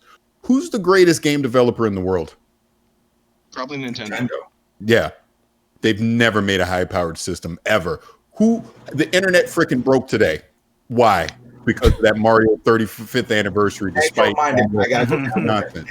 I know you do. But the point is, it's not about the power of the system. It's about how good the games are. Yeah. So in that sense, You don't need to make a $600 system to make great games because Nintendo's never done it. And and like you said, they're the greatest developer ever. Yeah, so Sony hasn't shown me they can make games that are always hits like Nintendo though. Nobody has. That's why Nintendo has. I 100% agree. Nintendo is the greatest developer in the world. I would not want I don't want Sony to move into that space. I want them to stay. I want two AAA high power developers fighting to make better exclusives. That's the best environment. Just get a good video card and then look at it. Dude, I was looking that up. Like, I can get a new video card for $500. Like, I would have to build a new PC at this point. My PC is like 11 years old, dude. So like I need to tear it down. I have to replace the motherboard and everything up from there. So to do that, I'm talking $1,500. In a recession, that shit ain't really. Yeah. And then Nvidia announced a new video card set too. Dude, Nvidia is beating the pants off of Intel. Like their card, it's faster than a 280 Ti. Dude took it out of his oven. He was like, it was cooking. Yeah. He literally opened up his oven and took it out. Yeah. By the way, Parris, since you gave us the segue there, let's talk about the whole Nintendo anniversary thing. Because, here's the thing I've always said about Nintendo. Nintendo gets away with shit other companies cannot get away with. I'm wondering if Brett's going to call him out. Yeah, right. They do. It's the exact same thing with Sony. How do you people not see this? No, Nintendo's worse though, because bro. Okay, have you ever heard of Sony releasing a game for 6 months and then taking it off the market? Like nobody's done shit like that except Nintendo. What Disney does with their movies. I've never seen Sony have as good a trend. Like, Nintendo's a fucking diva, man. Like they kind of like if they were performing on stage, they'd come out late. They would then adjust the fucking acoustics forever. Play 3 really badass songs and then bounce. Like, they are a fucking diva, but you can't deny the magic that they fucking produce, which is why people are willing to put up with that, because people have the assurance to know, like, I know it's gonna suck. It's gonna suck waiting. We're gonna go. Actually, we're getting pretty steady releases. But pretty much anything Nintendo announces, is gonna be gold, except for you deal with it because you enjoy their games. So why is it fair when they do it, but when people enjoy PlayStation games more, then Sony is just an asshole? No, I'm not saying that. I'm saying it's the exact same thing. I don't understand how Sony PlayStation fans, one of whom is in the room right now, can look at me like, Whoa! They have a good track record. They have a good track record, and I believe in them. They've never really let me down game-wise, so of course I'm going to buy their system. But why are all these people in love with Nintendo when Nintendo keeps doing asshole things to them? Like, I don't understand how you don't see Nintendo's assholery goes beyond Sony's, bro. Apparently their assholery also makes you forget all the bullshit that they do, Brett. Because this is the same exact thing that you're accusing Sony of. Nintendo has done from the beginning. That's my point. But you still buy it. That's exactly my point. You don't like it. Exactly my point. Is that they are the exact same thing. It is equivalent. It is the same idea. I never said that I didn't get it. I said that Sony had lost my trust as a company. That I wasn't in. Well, you still trust Nintendo because they regale you with their all his money on the table, and they're like, I know they're robbing me. Hold on, here's my car keys. I know I'm in this casino and losing. Shit, come on. Name me a Nintendo game that you're buying. Oh, shit, there's a lot. Nintendo game that I'm not buying. No, regret buying. Yeah. Anyway, let's get into it. Yeah, hold on. I just want to get into it, Chris, because we haven't heard from you in a couple of weeks, man. What is your take on this whole Super Mario 3D collection? Well, the outrage mob is partially right. Like it is a cash grab, but here's the thing. What Nintendo's doing is they're creating artificial scarcity with time, instead of how they usually do it, where they hold back stock to create demand. So you reduce the amount of time you have to purchase a product to create demand, right? Do you think they're doing it for their financial? Yes, because the exact time that the deadline ends for the 35th anniversary games is March 31st, which is when their fiscal year ends. Right? So that's when I saw that, like I saw the beginning, like, oh, they're having it for a limited time. They're only making limited physical copies, and I was like, all right, but it's still digital, right? So you could still buy it. And then he's like, no, they're pulling the digital copies too, Yeah. and I was like, wait, who does that, right? Sega. You know, huh? Who? Wait, Brett, who does it? Sorry. No, he's talking to his Oh. dog. Shout out to Oh, Brett's okay. dog. Okay. I was like, oh, he had an answer. No, I was like, I never heard of this. So they pulled the digital copies, but the timing is what set me off, because we had talked earlier in a show like a few weeks ago about when I did the financials for this year in Q3. They didn't change their projections. They still say they're gonna be under last year for their fiscal Yeah. projections, even with Animal Crossing, even with the success that all the things I listed that they've been having kind of explosive sales with a lot of their software. They still said they're going to sell under. And why is that? I speculate that they're not going to have a strong holiday lineup. They're going to be missing Breath of the Wild specifically. I don't think it's coming this holiday. Mm-mm. So how do they make up those numbers? How do you make up those sales? Well, they have a perfect opportunity. They start rehashing. That's what they're good at. Re-releasing stuff. They already announced they're going to re-release Skyward Sword. The people got excited about that. So it's like, oh, it's Mario's 35th anniversary. All right, slap all the 3D games together and only offer it till the end of our fiscal year. Bam. And then everybody has to rush in to buy it. And they know they're going to get guaranteed sales because scalpers are immediately going to go and buy those physical copies and then flip them on eBay. So and then people are going to feel pressured to purchase a digital copy just to have it, to play it, even if they care or not, or they would have waited. They're now going to have to prioritize buying the game before the deadline, and that's what Nintendo's hoping for. And then they buffer their numbers. It's not about us. It's all about investors. This is what I always tell you guys. That's the number one thing that any company's beholden to is their investors. So they want to look good. They want to go into that fiscal year meeting in Kyoto and tell them that they've hit the moon, and everything's great, and they have all these sales, and look at the billions of yen we're pulling in, and that's what it is. It's not about you. They don't care about you. They'll throw anything in the vault, out of the vault, whatever. It doesn't matter. It just matters that they hit numbers, right? So that's what this is all about. Yeah, and Chris, here's my prediction. I think those 3 games, they're going to sell them again later in the future for $60 a pop. Mm-hmm.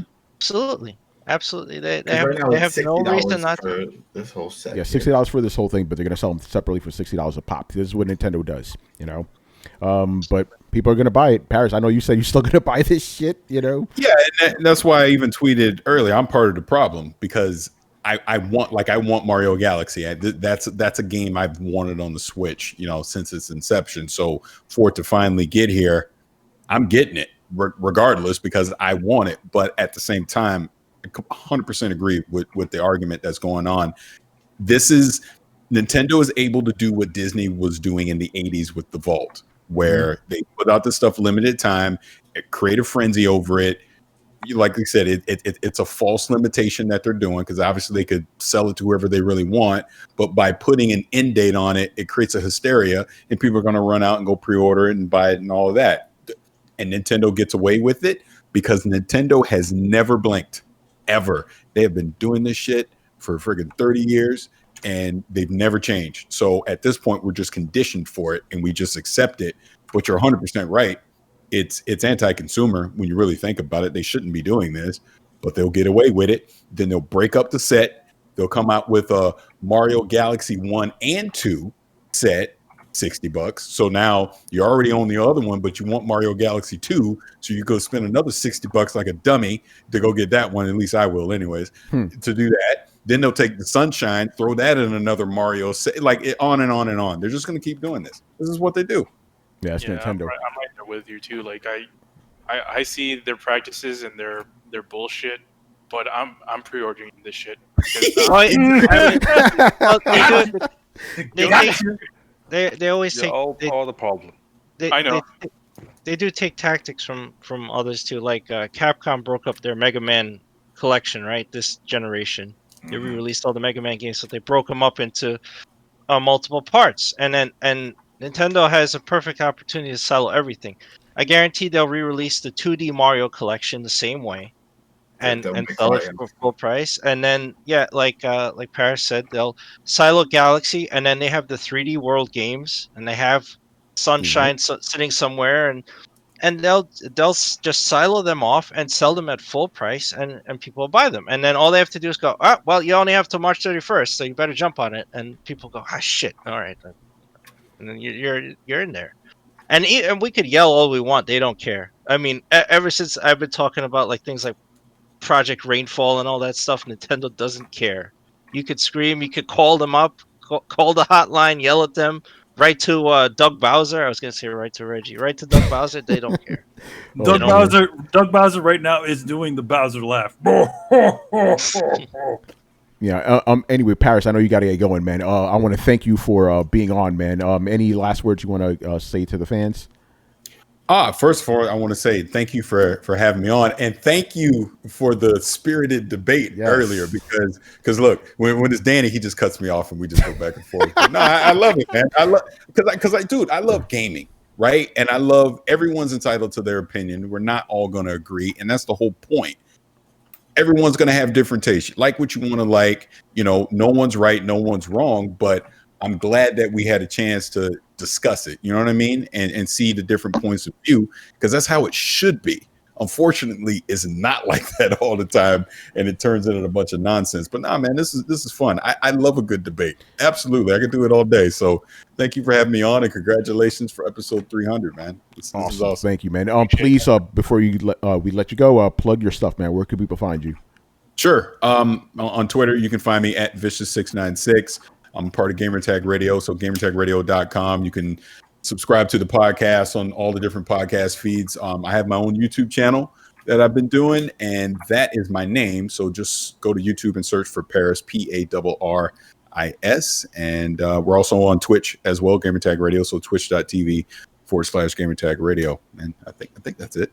Yeah. Awesome, man. All right, brother. We will let you go, man, but the conversation will continue. You know, we'll have you back on soon, man. Thank you so much for being on. All right. Appreciate it, man. Have a good night. Thank you, everybody. Take care. Later, Parris.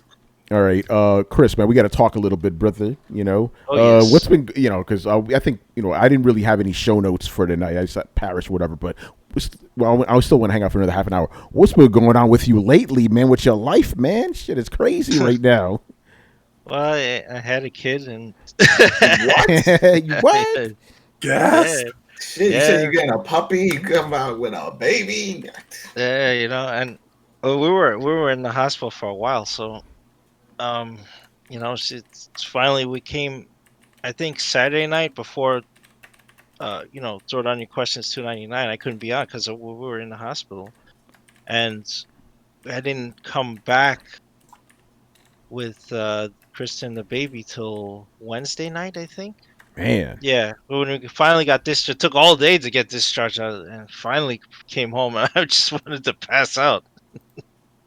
Oh man, but no, it's a real joy. Like it really, like Adam said, like it was really something when I was in the OR and they gave her to me and stuff. I was just like, it's like your whole life changes instantly. Yeah. It's yeah. So did you cry? You could say no, man. What? This is Chris, bro. Come on, man. He's a man. He ain't crying. No, I was happy as shit. I couldn't stop talking. I immediately started like calling my mom. No, nah, Chris ain't like that, man. Yeah, to call people and shit. Piggy Dan's gonna cry for you though, Chris. He said. Oh, okay, yeah, you can. That's fine. Man. Adam cried when he got his cat. Yeah, that's right. He got emotional. Okay. With the first kid, when she was on the whole time, I'm like, breathe, push. They know I'm doing all this stuff, and then I cut the cord, and then they same thing. They hand me the baby. Once ago, I was like, oh my god. They make you cut the cord? Yeah, the father cuts the cord. You can. It's an option they give you.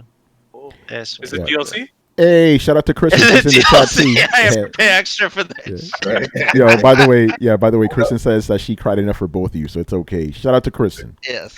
Yeah, shout out. Congrats, you did it. Yeah, no, that's awesome, man. Yeah, this is. I wonder what the young guys are thinking. Like, old kids, what the fuck are these old timers talking about? Shit. Yeah, no, but I think. Yeah, go ahead, man. Wait, so I'm the oldest on here right now. No, Paris has me beat though. When he was talking about like gaming in the '70s, like okay, no, I thought I was the oldest. You're second oldest. No. Are you? We're like a few months apart. You guys are the same age, like you. But who's okay? Yeah, you beat me by 2 months. Yeah, 2 months. Right, so yeah, Chris, I don't know if you were there for this episode, but I kind of did some calculations, and this is the ages of Throwdown, right? So both you and Adam, you're both 43, right? Yeah. Then comes me and Manny. We're both 40. We both turned 40 this year. Then comes Brett. Brett, you're 36, right? I believe. That is correct. Okay, 36. Then we have Carlos, who is 34. Carlos. All right, let's chill with that, man. Yeah. Okay. So it's 34, right? And 32, and then Brian's 30. So we cover a wide spectrum here. Yeah, we're some old motherfuckers, man. You know. So Adam is the oldest, or Chris, technically. No, Adam beat me by 2 months. 2 months. 2 months old. Get your cane out, bro. Time to shine that cane, Adam. That's why I'm growing the beard. Son of a bitch, you fucking cane. No, Get off my lawn. Yeah. I felt better. Paris was like, "Yeah, I'll have to start in the '70s." I'm like, "Woo, okay, shit, I don't feel so." Yeah, he had me beat too. I'm like, man, shit, 70. Yeah, he looks younger than a lot of us because he's all ripped and shit, you know. He works out. The real gamer would gain. Oh shit! Oh, I won't say nothing else. Anyways. I can't. Oh man. Oh god. Oh shit. Can I try?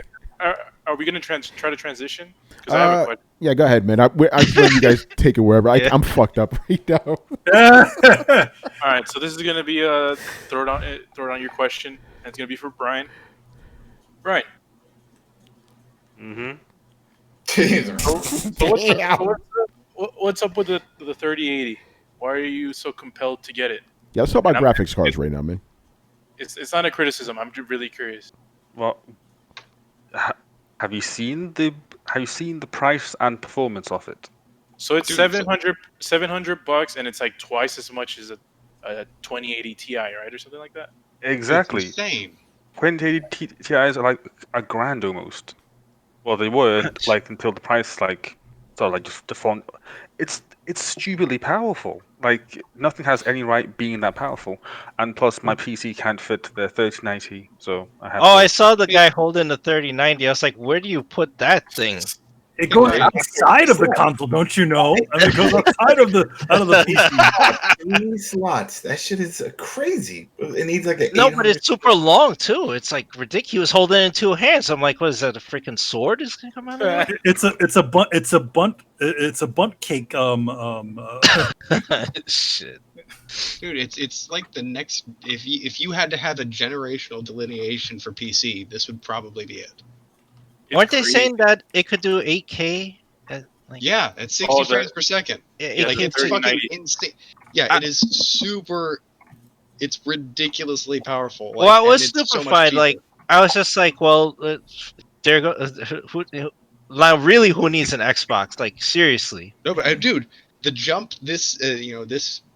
If this is the new generation of chipsets, like, the jump has been so insane.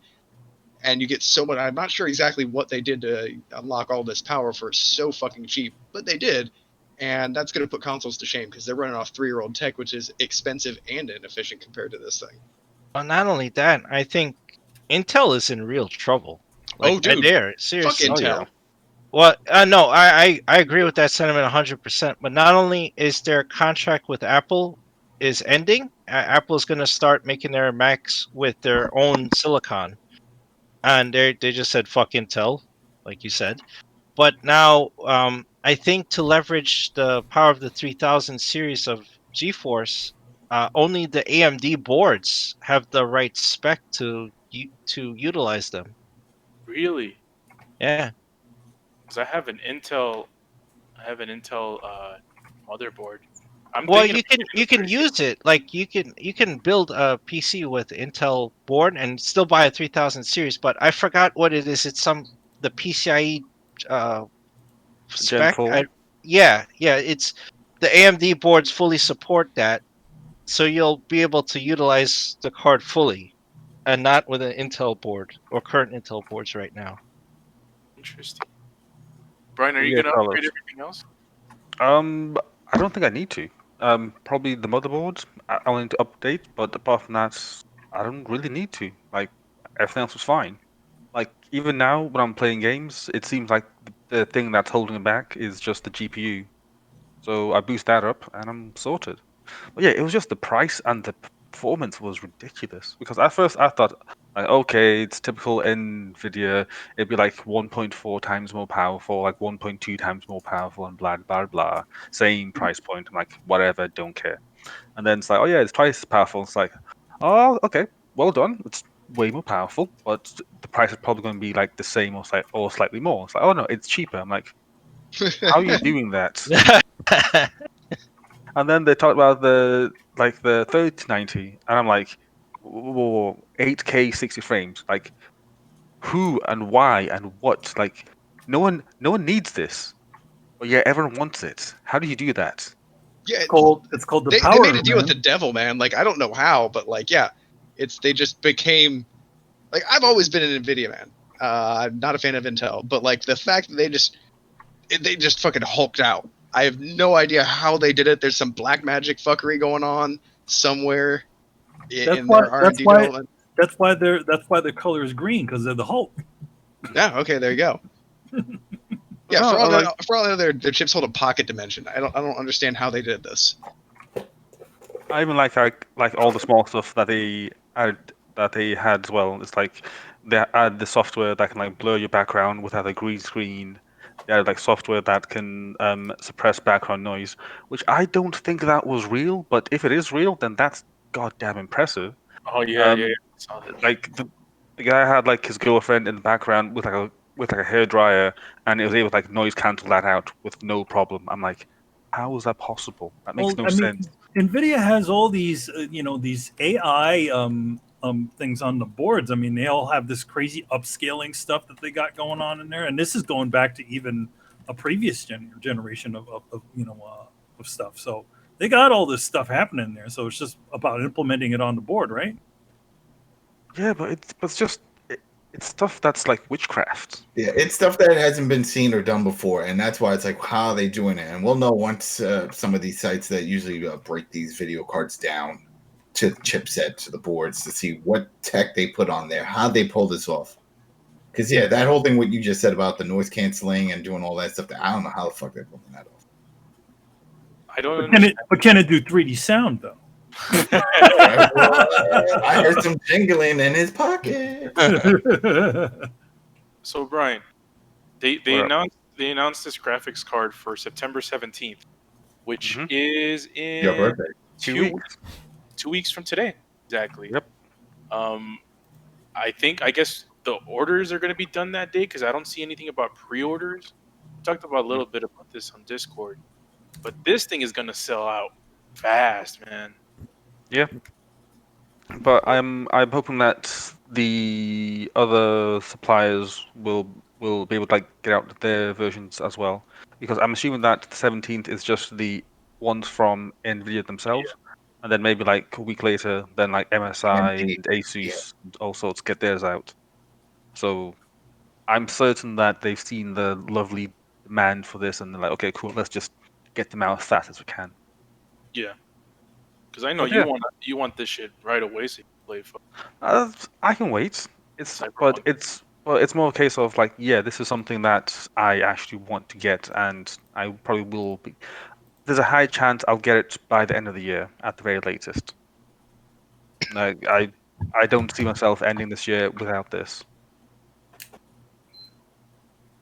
So I heard that. On. It's not that's crazy. What's going on, man? Yo, got that Tony Hawk, man. Got to keep going, Tony Hawk. Yeah. Actually, shit, it's out. Yeah, it is out. By the way, Adam, let me ask you about that real quick because I'm like, okay, they just stealth dropped this shit on a Thursday. Like, what the fuck? It's coming out today. It's coming out Friday. No. People were buying it on Thursday. Well, yeah. Some stores started giving it out. I mean, okay, that makes sense. Yeah, that makes sense.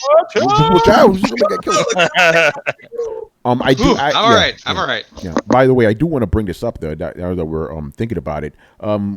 PlayStation 5 backwards compatibility and all that. Obviously, our biggest, since we're kind of looking back a little bit as well, right? Our biggest episode of the year, right, or video uploaded on YouTube has been the Hip Hop Gamer segment. Where he talked about the the remastering engine, right? He broke it all down, right? So this week, and Parris and I alluded to it, right? Ubisoft came out and they had a statement about how backwards compatibility is going to work with the PlayStation 5, right? They updated the statement, but this is what the statement originally said. It said that backwards compatibility will be available for supported PlayStation 4 titles, but will not be possible for PlayStation 3, PlayStation 2, or PlayStation games. That was the original thing. So people were like, okay, no remastering engine. People started, tagging hip hop and all that other stuff. But interestingly enough, about an hour or two later, Ubisoft removed the references to PlayStation 3 and 2 and 1. It's only they had to pull that shit down. Now, why do you think that's the case? Because Sony never confirmed any of this. They never said anything, and they probably don't want that to overshadow. Because look at the reaction it received. Yeah, but my question to you, Adam, real quick though. So do you think them removing it is a case of? Okay, let me finish. Is it a case of Ubisoft fucking up, or is it a case of Sony going, "Don't tell people that yet. You're not supposed to say that yet." I think the latter. Yeah, I think it's that too. I think it's like them just saying, no, don't say that shit. Yeah. Just say that it just talk about the PlayStation 4. Don't talk about that other stuff because that shit is volatile. I think that's just them saying that we'll cut that out. Because you notice in any sort of situation when it comes to talking about backward compatibility, they never overtly say it, and they never overtly don't say anything. They don't deny it. They don't deny it. They just leave it there, because I feel like the minute that it, when you start making announcements early about that and stuff like that, and I definitely think, I personally think that it's not going to be backward compatible. I don't think so either. We've said this before. We don't think it's going to be anything past the 4. So yeah. Yeah, and the other thing I wanted to bring up real quick, because Hip Hop Gamer, he tagged me in Parris saying, because I guess he didn't like the way, like us, because I was like, I told you guys so, but I wasn't really referencing him. I was just saying in general. I told him this to when we had him on the show, I'm like, Hip Hop, I see where you're going with this. I don't disagree with what you're saying. I hope you're right, but I don't see this happening. And I've always maintained the main reason is because of the goddamn cell processor of the PS3. That's what's really holding this shit back. They would need to put that shit in the PS5 in order to get those games to run correctly. Sony's not going to do that shit. They did that with the PlayStation 3. That didn't work. But the whole point is like, again, I don't think Sony's going to do that. I think it will make the console more expensive than it's already going to be. And I understand that playing old games is important for some people, but for the majority of people, they just want to play new shit. They don't care about the old stuff. So they're going to cut their losses. But they're going to be just happy enough with the PlayStation 4 games, and that's it. I think the thing about it is that even an emulation situation is not an ideal situation for them, because every single title would have to be QA'd. Whether see if they work for the engine, if they're running properly. And I don't think they want to invest anything. They don't want to invest on old library stuff too much. They want to invest in the new shit. And it'll be, if anything will happen, is that, again, those PlayStation 2 games that we saw, they were dropping on PlayStation 4, and a couple of other games that were dropping on PlayStation 4. Those were obviously QA'd and made ready for it. But I think in general, they're not going back to 1, 2, and 3. Yeah. Again, it would be nice, but it ain't happening, And it would be so nice. You could just, just stick your disc in, and then it does like what Xbox does. But again, Sony was never developing like Microsoft was. There's not much of a leap from the previous generation. It doesn't need that much work to kind of get these things running. Yeah. Granted, there is still a limited supply of of sort of But then again, yeah, they got all these other games working out for it, games that you wouldn't think that are working for it. So it's obvious it's easier. It's a lot easier to do on an Xbox than it is on a PlayStation. Well, the thing is, like, I'm not a tech guy or anything, but basically the hardware has always been kind of friendly to each other throughout the generations with Xbox, right? Sony, they've been wildly different architectures for every single system, you know? It's only now with the PS4 and PS5 that you have the same shit running at the x86, you know? But before that, it was always random shit, but Xbox always had Microsoft shit in it for obvious reasons, you know, so it makes more sense why it's you know you're able to get Xbox games. I'm talking about old Xbox games on your 360 or not. I mean on your Xbox One Series X, whatever, you know. But Sony doesn't really have that luxury, you know. And again, it would be cool, and if it happens, just on the you know just on the off chance that it does happen, I will be the first guy on Twitter going, Hip Hop Gamer was fucking right. I would be right there, you know. Again, I'm not saying he's wrong. I'm just saying I don't see it. I really don't. Given all the hurdles you have to overcome to get those games to run on your PS4. Fuck that. Get the PS3 games running on your PS5, you know? Because I'm pretty sure they get PS1 and PS2 games running no problem, you know? It's, you know, it's that PS3. It's that fucking cell processor, you know? So it'd be nice, but I don't see it happening. And I think you're right. It's just a matter of, like, Sony's like, yo, just don't fucking say that shit. You know, I'm surprised. Right now, they want people to. I'm not gonna say they want because I don't know what's going on with the company, but they don't want people to not believe it. If you know what I mean, you know, I know there's a lot of double negatives there, but you know what I mean. They don't want people to not believe it. You know, yeah. At least from my estimation. Because to be honest, you know, regardless of it, even if it's a rumor, it still gets people talking about it and sort of gets this sort of anticipation. What is the whole saying? You know. No good, you know. No news is not good. Whatever. Yeah, I don't know. Yeah, no. I've had to fucking. Don't get disappointed afterwards. Look at the No Man's Sky. Yeah, exactly. Yeah, exactly. Here's the thing: like about if you notice about any sort of marketing speak, the obvious questions they never answer. They let them float. Yeah. Because those things, a lot of those obvious questions can literally shoot you in the foot if you answer these things too early. Yeah. So if they said it right off the bat, yo, not backwards compatible, people will lose their fucking shit, just like how they're losing it now. So what do? You don't say it until it becomes until we're out there, until the damn thing is out, and you know, or it's the next day, and then you'll be like, oh yeah, it doesn't backward compatible. Yeah, they'll just like, okay, it doesn't. Like, they'll just put the system out there. People are like, is it backwards compatible? No. And then move on, you know. Exactly, move on. But again, when you have all this time in between now and you know, when we had hip hop on until the thing in there, they're gonna leave those questions sort of floating in there. Yeah. But you know what? They could also do their own little marketing speak. Well, we have some form of backward compatibility, and that's just because of PS Now. The marketing speak will be there are no plans at this time. That's marketing. Yeah, that's how they're going to do it. There are no plans at this time, and they're going to keep doing that until the PlayStation 5 comes out. Does this thing have backwards compatibility? Actually, no, you're right. They may even say that line even then. We're not talking about that right now. But you know what happens? What happened? They didn't say no. They didn't say no. They didn't say no, and they didn't say yes. So confirmed.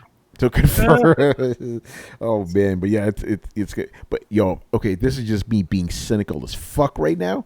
It could be them just testing the waters, like, oh, people really want these old games. How many of these motherfuckers can we remaster and resell to them? Yeah. They've done it already. Look at this generation. I mean, come on, Demon Souls is doing it right.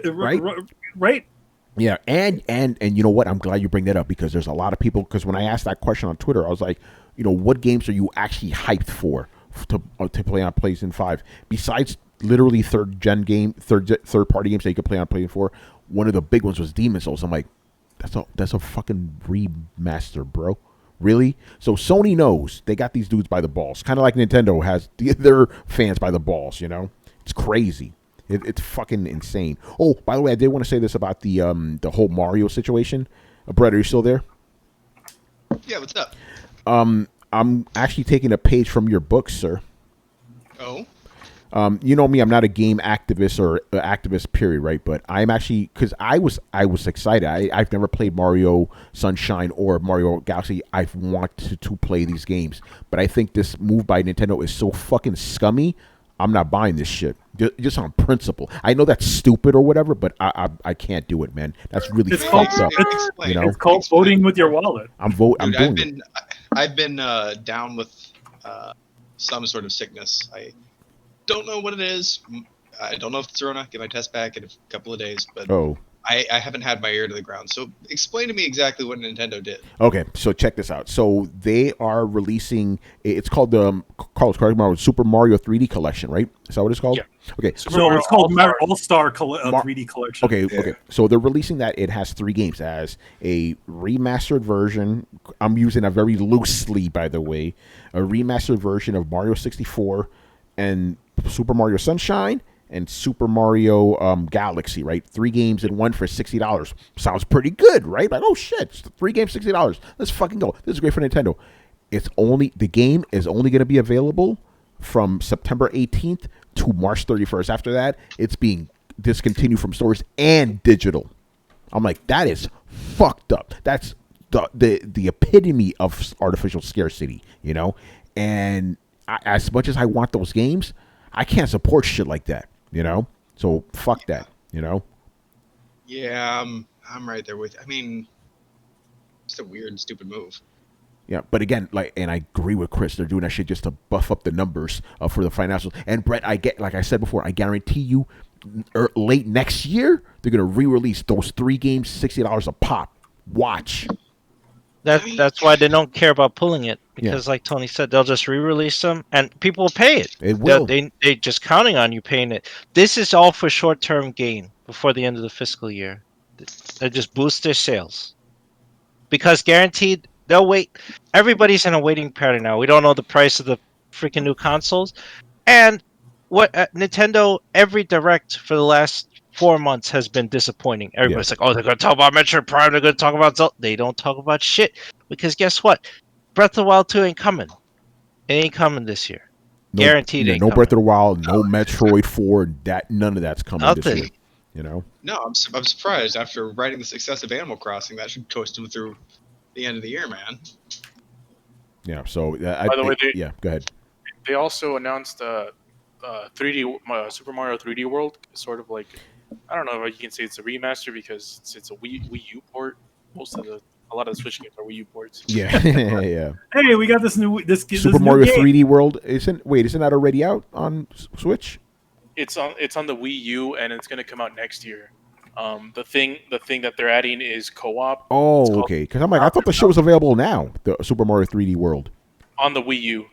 On Switch, isn't there a Switch version? Or am I tripping? I don't know. You might be right. I don't know. Check because I wanted that because I loved Super Mario 3D Land on the 3DS. I'm like, I want to check out World. By the way, I also heard, correct me if I'm wrong, that Super Mario All Stars, which is the first great remaster ever made, by the way, that's going to be available for a limited time too, digitally. Oh, by the way, so no. So check this out.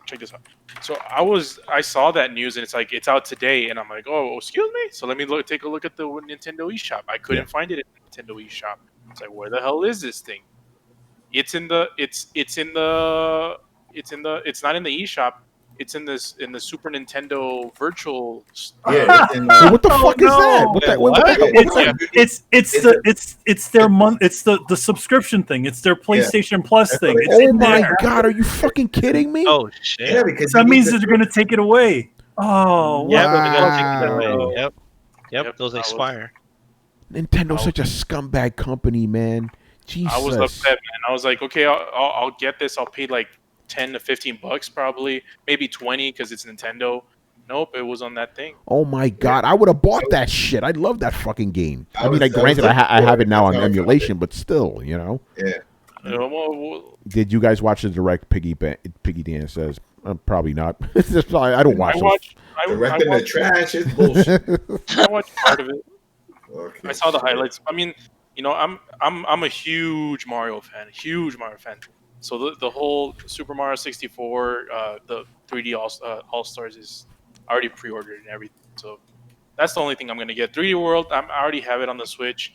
I don't know who I'm gonna play co-op with for that Bowser's extension, so I don't really care about that one. We could play. I could be your friend. Or you gotta both have Nintendo Online.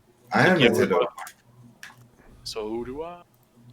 Prove it. Carlos, you are right, sir. Super Mario 3D World is not on Switch. Yeah. I thought it was. I'm tripping. I have it. I beat it for the Wii U. So What the fuck? good. Okay, so there. What? I'm thinking about some other 3D Mario game that came out on Switch that I wanted. Then what the fuck was it? Maybe Paper Mario's. No. I'm talking about like a real Mario game. You know. Oh, A real Mario game. Maybe I'm tripping. Maybe I'm tripping. Like a platforming 3D Mario game that I was like, oh shit, I want to buy that. Maybe you're confusing it with Mario Maker, because that Mario Maker does have the 3D world. Oh, it does. Yeah, that's one of the modes. You could put all sorts of different modes, yeah, in Mario Maker. I had no idea. Mario Maker, maybe I'm tripping. You know, maybe I'm tripping.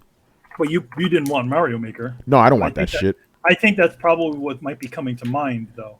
Maybe I had New Super Mario Brothers. That's 2D. That's 2D, 3D. Yeah. Maybe that's what I thought it was. Yeah. Yeah, it might be that one. That one came. I think that one came out recently. I played that on I played a version of it on 3DS. That was good. I like that. Yeah, it's pretty good. It's crazy shit, man. I think that's gonna do it for us, man. So yeah, a couple of things before we leave. So yes, contest. So a couple of videos coming out for you, man. Actually, no. Before that, fuck that. Hold on, I almost forgot. This is important right now, man. What's this? This is important. 300 episodes, man. We need to give obviously huge shout outs to some people, man. You know, first one, you know, obviously Rachel, we got to give her a big shout out. If it wasn't for her, I wouldn't know how to fucking edit the MP3s, you know, and she was a big part of the show from the, you know, from the beginning of this iteration, helped Manny when I was off the show back on. Rachel was my, she was the one that kept my scatterbrain shit together. Helping out to come up with, topics. Back then we used to do, technology, and she always used to pull up really awesome stuff. And we did science stuff, talking about, media and all that stuff. She's the reason why we have the intro and outro of the intro of our show currently. Yep. She found Sean Daly and all that, Yeah. So, yeah, obviously got to give a shout out to her. Got to give a shout out to Richard Bailey Jr. and Gary Swaby, obviously, for taking us in the coalition, and we've been here, since 2014, running strong. Yep. Shout out to those guys, obviously, and then more recently, shout out to Danny Pena, who helped us bring our podcast to a bigger audience via Audio Boom and all that. There's a lot of people that helped us out, man. It's funny when we're hearing Parris talk about Gamertag, because officially the original version of the Throwdown, we started back in 2012. Wasn't that it? Yeah, we started in 2012. Here's the funny thing, right? Because Gamertag has been around since like 2005, but I didn't realize that Parris wasn't on there until 2013. Which is crazy. So, his time to podcasting professionally or whatever has kind of run parallel with ours, which is actually pretty cool, But, again, I'm very proud of the fact that, we keep this shit going all the time. We never miss a single episode.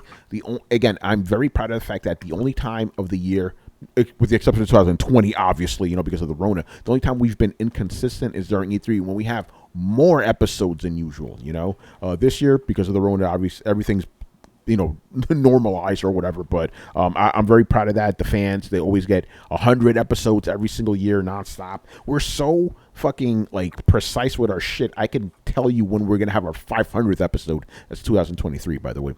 September, the first week of September for that. So that's pretty cool, and we're gonna keep it going, obviously. And it again, I don't really know too many gaming podcasts that are as consistent as us and that have two concurrent shows running back to back, because we got episode 300 of Throwdown Your Questions, 300 of that, so got to be proud of ourselves to keeping this shit going, giving people some not only like some entertaining like gaming topics, but like insightful shit too. Because I'm just keeping it real right now. There's so many bullshit gaming podcasts out there that just spit out a bunch of nonsense. We don't do that around here. You know, we keep it real, but we keep it honest and truth. You know, like yeah, we may fuck up sometimes, but you know, we will correct ourselves. Unlike some of these other guys. I know I sound salty right now, but again, I see this. I'm like, yo, you guys are fucking trash. What are you doing? You know, but we ain't about that life. You know, and again, yeah, what's up? This upcoming episode of Throw Down Your Questions, episode number 300, is the AMA special. Yes, it is. So for everyone in the chat, everyone listening, everyone that's watching this on YouTube, if you want to leave us up to three questions about anything, any topic, it could be sports, it could be life, it could be, you know, maybe video games. We recommend, you know, that you can ask us any week, but anything you want, you can ask us on the Discord. And if you want to join our Discord, there are links on our YouTube and our Twitch down below. Yeah. Also, Carl, I got to give you a shout out too, man. You know, Throwdown Clips. I kind of give you. I got to. You know, you're the one that kind of said, "Hey, why don't we do this type of shit?" You know. So that's going on right now, which is always dope. You know. Yep. Oh, man, I wanna make a Throwdown shout out to you, bro. Like you've been putting this shit together for years and years and years. Like it was your passion that pulled it all together. It was your passion that pulled us all together. So. Your passion keeps us fucking consistent, which is dope, and I absolutely love all of you guys, and I love the panel that Tony put together. He didn't just put together a bunch of yes, but he put together a throwdown, and so hats off to you. And Manny, you've always been a steady co-pilot, and you kept the show alive when Tony had to go and do his thing. So hats off to you both. Like it's a big deal. Congratulations.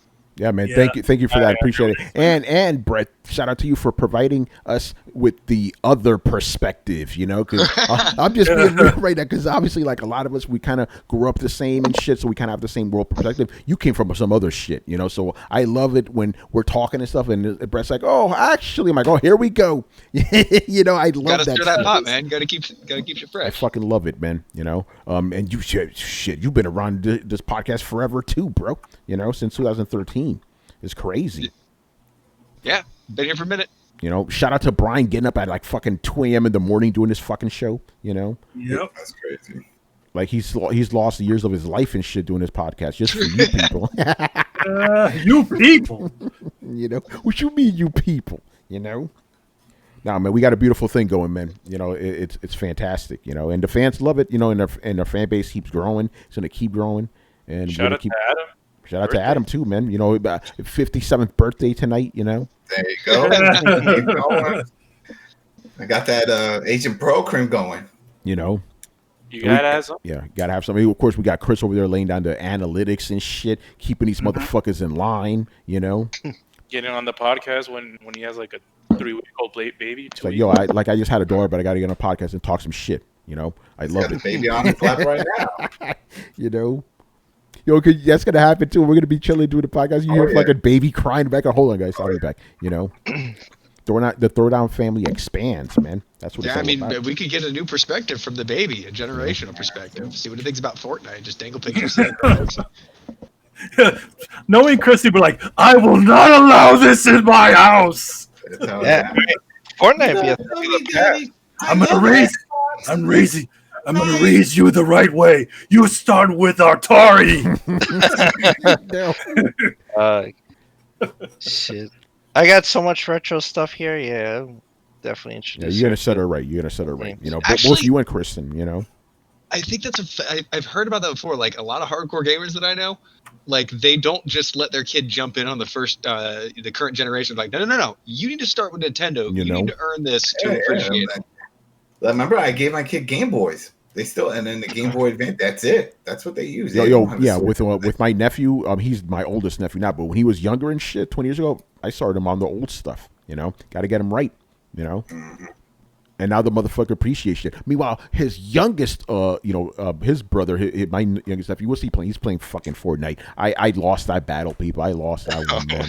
You know, can't win them all. My man's playing Fortnite. Trash. You know, all three of my nephews doing the floss dance with Iron Man and Dr. Doom.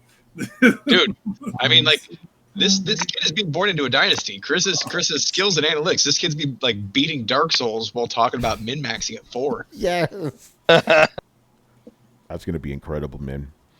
Yeah, good stuff. If you guys want to give any shout outs, man, go ahead. Feel free to lay them out. Just the fans, man. Like we have a lot of consistent, solid people following us throughout the years, and you guys have obviously supported us. Obviously, if you told your friends, obviously we wouldn't be expanding the way that we were. I really appreciate that. There's a lot of podcasts you guys could be listening to, and the fact that you guys tune in to listen to us jackass around and consistently come back, even though I just piss you all off, it's just so much. Like it's really dope, and I appreciate you guys. I really do. Yeah, shout out to Damien. That dude's been listening to us since the beginning. He hates Throwdown, but he loves us. But he loves us at the same time. Our biggest hater, our biggest fan. So shout out to Damien. Isn't that like the Howard Stern show? A lot of his hate listening. People hated him. It's like, guess we're doing something right. Yeah, it's like, what was it like? His haters tune in because they want to hear what he has to say next, and his followers the people love him. Yeah, because they want to hear what he has to say. What he has to say. It's awesome, man. Hold on. Shout out to the chat, man. You guys are holding. Who's this? Heaven Smile. That's a new name. He goes, Chris is our old partner.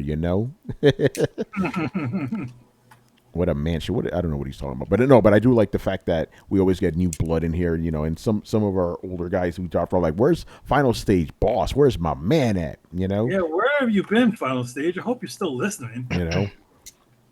Which is pretty crazy. So yeah, I think that's pretty much going to do it for us. So yeah, so contests coming your way. So we're gonna have 2 videos. So yeah, for this episode, to celebrate this episode, the video will go up tomorrow, or it's up now, depending on when you're listening to this. So we're gonna give away a free game, and to win that, you're gonna have to tell us what is that song that we played during our intro. That's a tough one. That's gonna be a tough one. Maybe there's some technology that'll help you out, but I want to see who gets it, and the winner will be probably gonna do our usual, right, random and shit. But here's the thing, I think I may want to actually do an email for this one, because as soon as one person gets right, then all these guys are gonna say the same fucking answer, Mm-hmm. So again, I'll the more details in the video that's coming up to or that's available now, and then of course our biggest contest, and this is Carlos is the one that conceived this shit. He's like, "Yo, why don't we give away a console?" So we will be doing that, no matter what the price of the fucking thing is. We're gonna pool our resources together and get you guys a console, and we're gonna do that. We'll figure out when we're gonna do that contest exactly, but it's gonna be within the next 2 months. Definitely before the consoles launch, we're gonna start this thing. It's gonna be crazy. I mean, it's the hardest thing about this is we don't even know the price or the date of these things. Yeah, that's the problem, So that's why we're like, I don't know when we're gonna launch this fucking, contest. Just like they don't know when they're gonna release the price, but it will be happening. We have a console way, PlayStation 5 or Xbox Series X, your choice. Even though I'm pretty sure I know what you guys are gonna pick. Knowing our audience. They're like, man, we're Brett was right. We are pissed off at Sony. And last thing, if for the 2 dudes who are still listening to us on SoundCloud, this is your last chance. We're not uploading any more episodes of SoundCloud after this. So get on Spotify, get on iTunes, get on any other podcast app on the planet. I'm not even exaggerating about that. We're everywhere. They probably don't miss an episode. Don't realize that they still have it linked on the SoundCloud. Yeah. I mean, SoundCloud has a feature where they'll automatically just toss them over to Audio Boom, but there's still people that go to SoundCloud themselves and just click. It's like, after today, no more of that. And like Carlos said, we're gonna have the AMA special for Throwing Your Questions on Sunday. That's gonna be a lot of fun. We're already getting a lot of good questions in the comments, on Discord. I'm like, okay, yeah, see, you guys get it. These are some good. So I think somebody's asking us about our favorite toys and our foods. I'm like, okay, this is good shit. Adam, get ready. I got a big surprise coming for the end of the year of sort of how things look here. They're about to change. As a matter of fact, let me give you guys a sneak peek of the type of questions we're already getting. Don't answer now, obviously. To make it, kill, fuck, marry, Xbox, Nintendo, and PlayStation. If you weren't doing a gaming podcast, what other interests would you podcast about? Carlos, I think we have an answer to that one. Once the Rona situation allows life to get back to normal, where is the first place you would travel to domestically or internationally? Very good question. All right, and Black Metal Gamer, if you could change jobs to do something else you really like, what would that be? Good question. Favorite toys when you were a kid? And what foreign food is your favorite from any part of the world? That's awesome. That's a good question. Yeah, to make it goes, I love toy questions. So those type of questions, we want to see more shit like that. So drop them in our Discord and to throw down your questions segment, man. Join the conversation. It's always a good time in there. Shout out to Mob Hits. My man's always in there, providing links. Rumors. The rumors, bro. I'm like, where do you find this shit, bro? It's crazy, man. Anyway, man, we're going to let you go. So you could follow us on Twitch and Twitter, and you could subscribe to us on YouTube. And, of course, you could join our Discord and chat it up, man. You can find us on any podcast app by searching for Throwdown Show. That's 2 words. Throwdown space show, no underscore. Just Throwdown Show. And you can visit throwdownshow.com to listen to past episodes right there on the Audio Boom website and all that. And links to everything. And, of course, to Gamertag Radio in Paris and all that will be down below. So once again, I was your very happy host, Tony Polanco, celebrating 300 episodes, and tonight I was joined by Emilio Lopez. This is Sparta. Also, by the way, don't forget to pick up Excellence number 9, which is out in comics book stores and everything else. Also, we have we did a recent announcement that we're going to be doing some Black Suit Spider-Man, Symbiote Spider-Man covers, me and Kari, and Throwdown Draws will be back tomorrow. Oh, shit, it's back, baby. For another session. As you may have joined me for the last time, I'm going to be drawing my good friend Raziel here. Oh, shit. For those who... Case And I've already started the drawing. Last time I had to redo it because the guy who commissioned artwork was like, no, I wanted this. I'm like, okay, we changed it around, so we're going to go through another. I'm going to keep on going from there. So hope to see you there. Nice. Of course, the returning one, Mr. Chris Seeley. Hey, thanks, guys, and take care, everyone. Oh, my man. Carlos Romero. I am Negan. Adam, did you get that? Yeah. No, we got to do the recording, but yeah, I'll get it. We'll do that, in fact, tomorrow, if you're free tomorrow. Oh, that's a sneak peek, baby. Yep. Adam Vale. Yeah, thanks for listening. 300 Throwdown. And tomorrow, if you guys wrestling fans, we got Friday Night WrestleCast to cover AEW All Out. So that should be good. That's for Saturday. So Friday Night WrestleCast, you'll find it everywhere. Just whatever. Oh, by the way, real quick, shout out to Kristen and Barry Byrne for always holding it down. Of course, shout out to them. Keeping that. Yeah, because for the most part, our chat is very well behaved, but sometimes some stragglers come in, and they need to be put down. So they do a good job of making sure things are clean and cool over there. Shout out to them, man. Mr. Brett Murdoch. As always, it's been real party, people. And last but certainly not least, the classiest man on Throwdown, Mr. Brian Manjoma. Okay, I had my money on Carlos making a 300 reference and not Manny, so I kind of lost the bet there. Well, if you were paying attention to the Twitter to our Twitter a private chat, you would have known what I was doing it. I was. You not know surprised. that I'm asleep for like 3 hours, like 4 hours before the show starts, right? That's true. He's taking a nap. Any of that. Yeah, man. Save your money for graphics cards, people. We'll see you next time. Later. Deuces. Laters.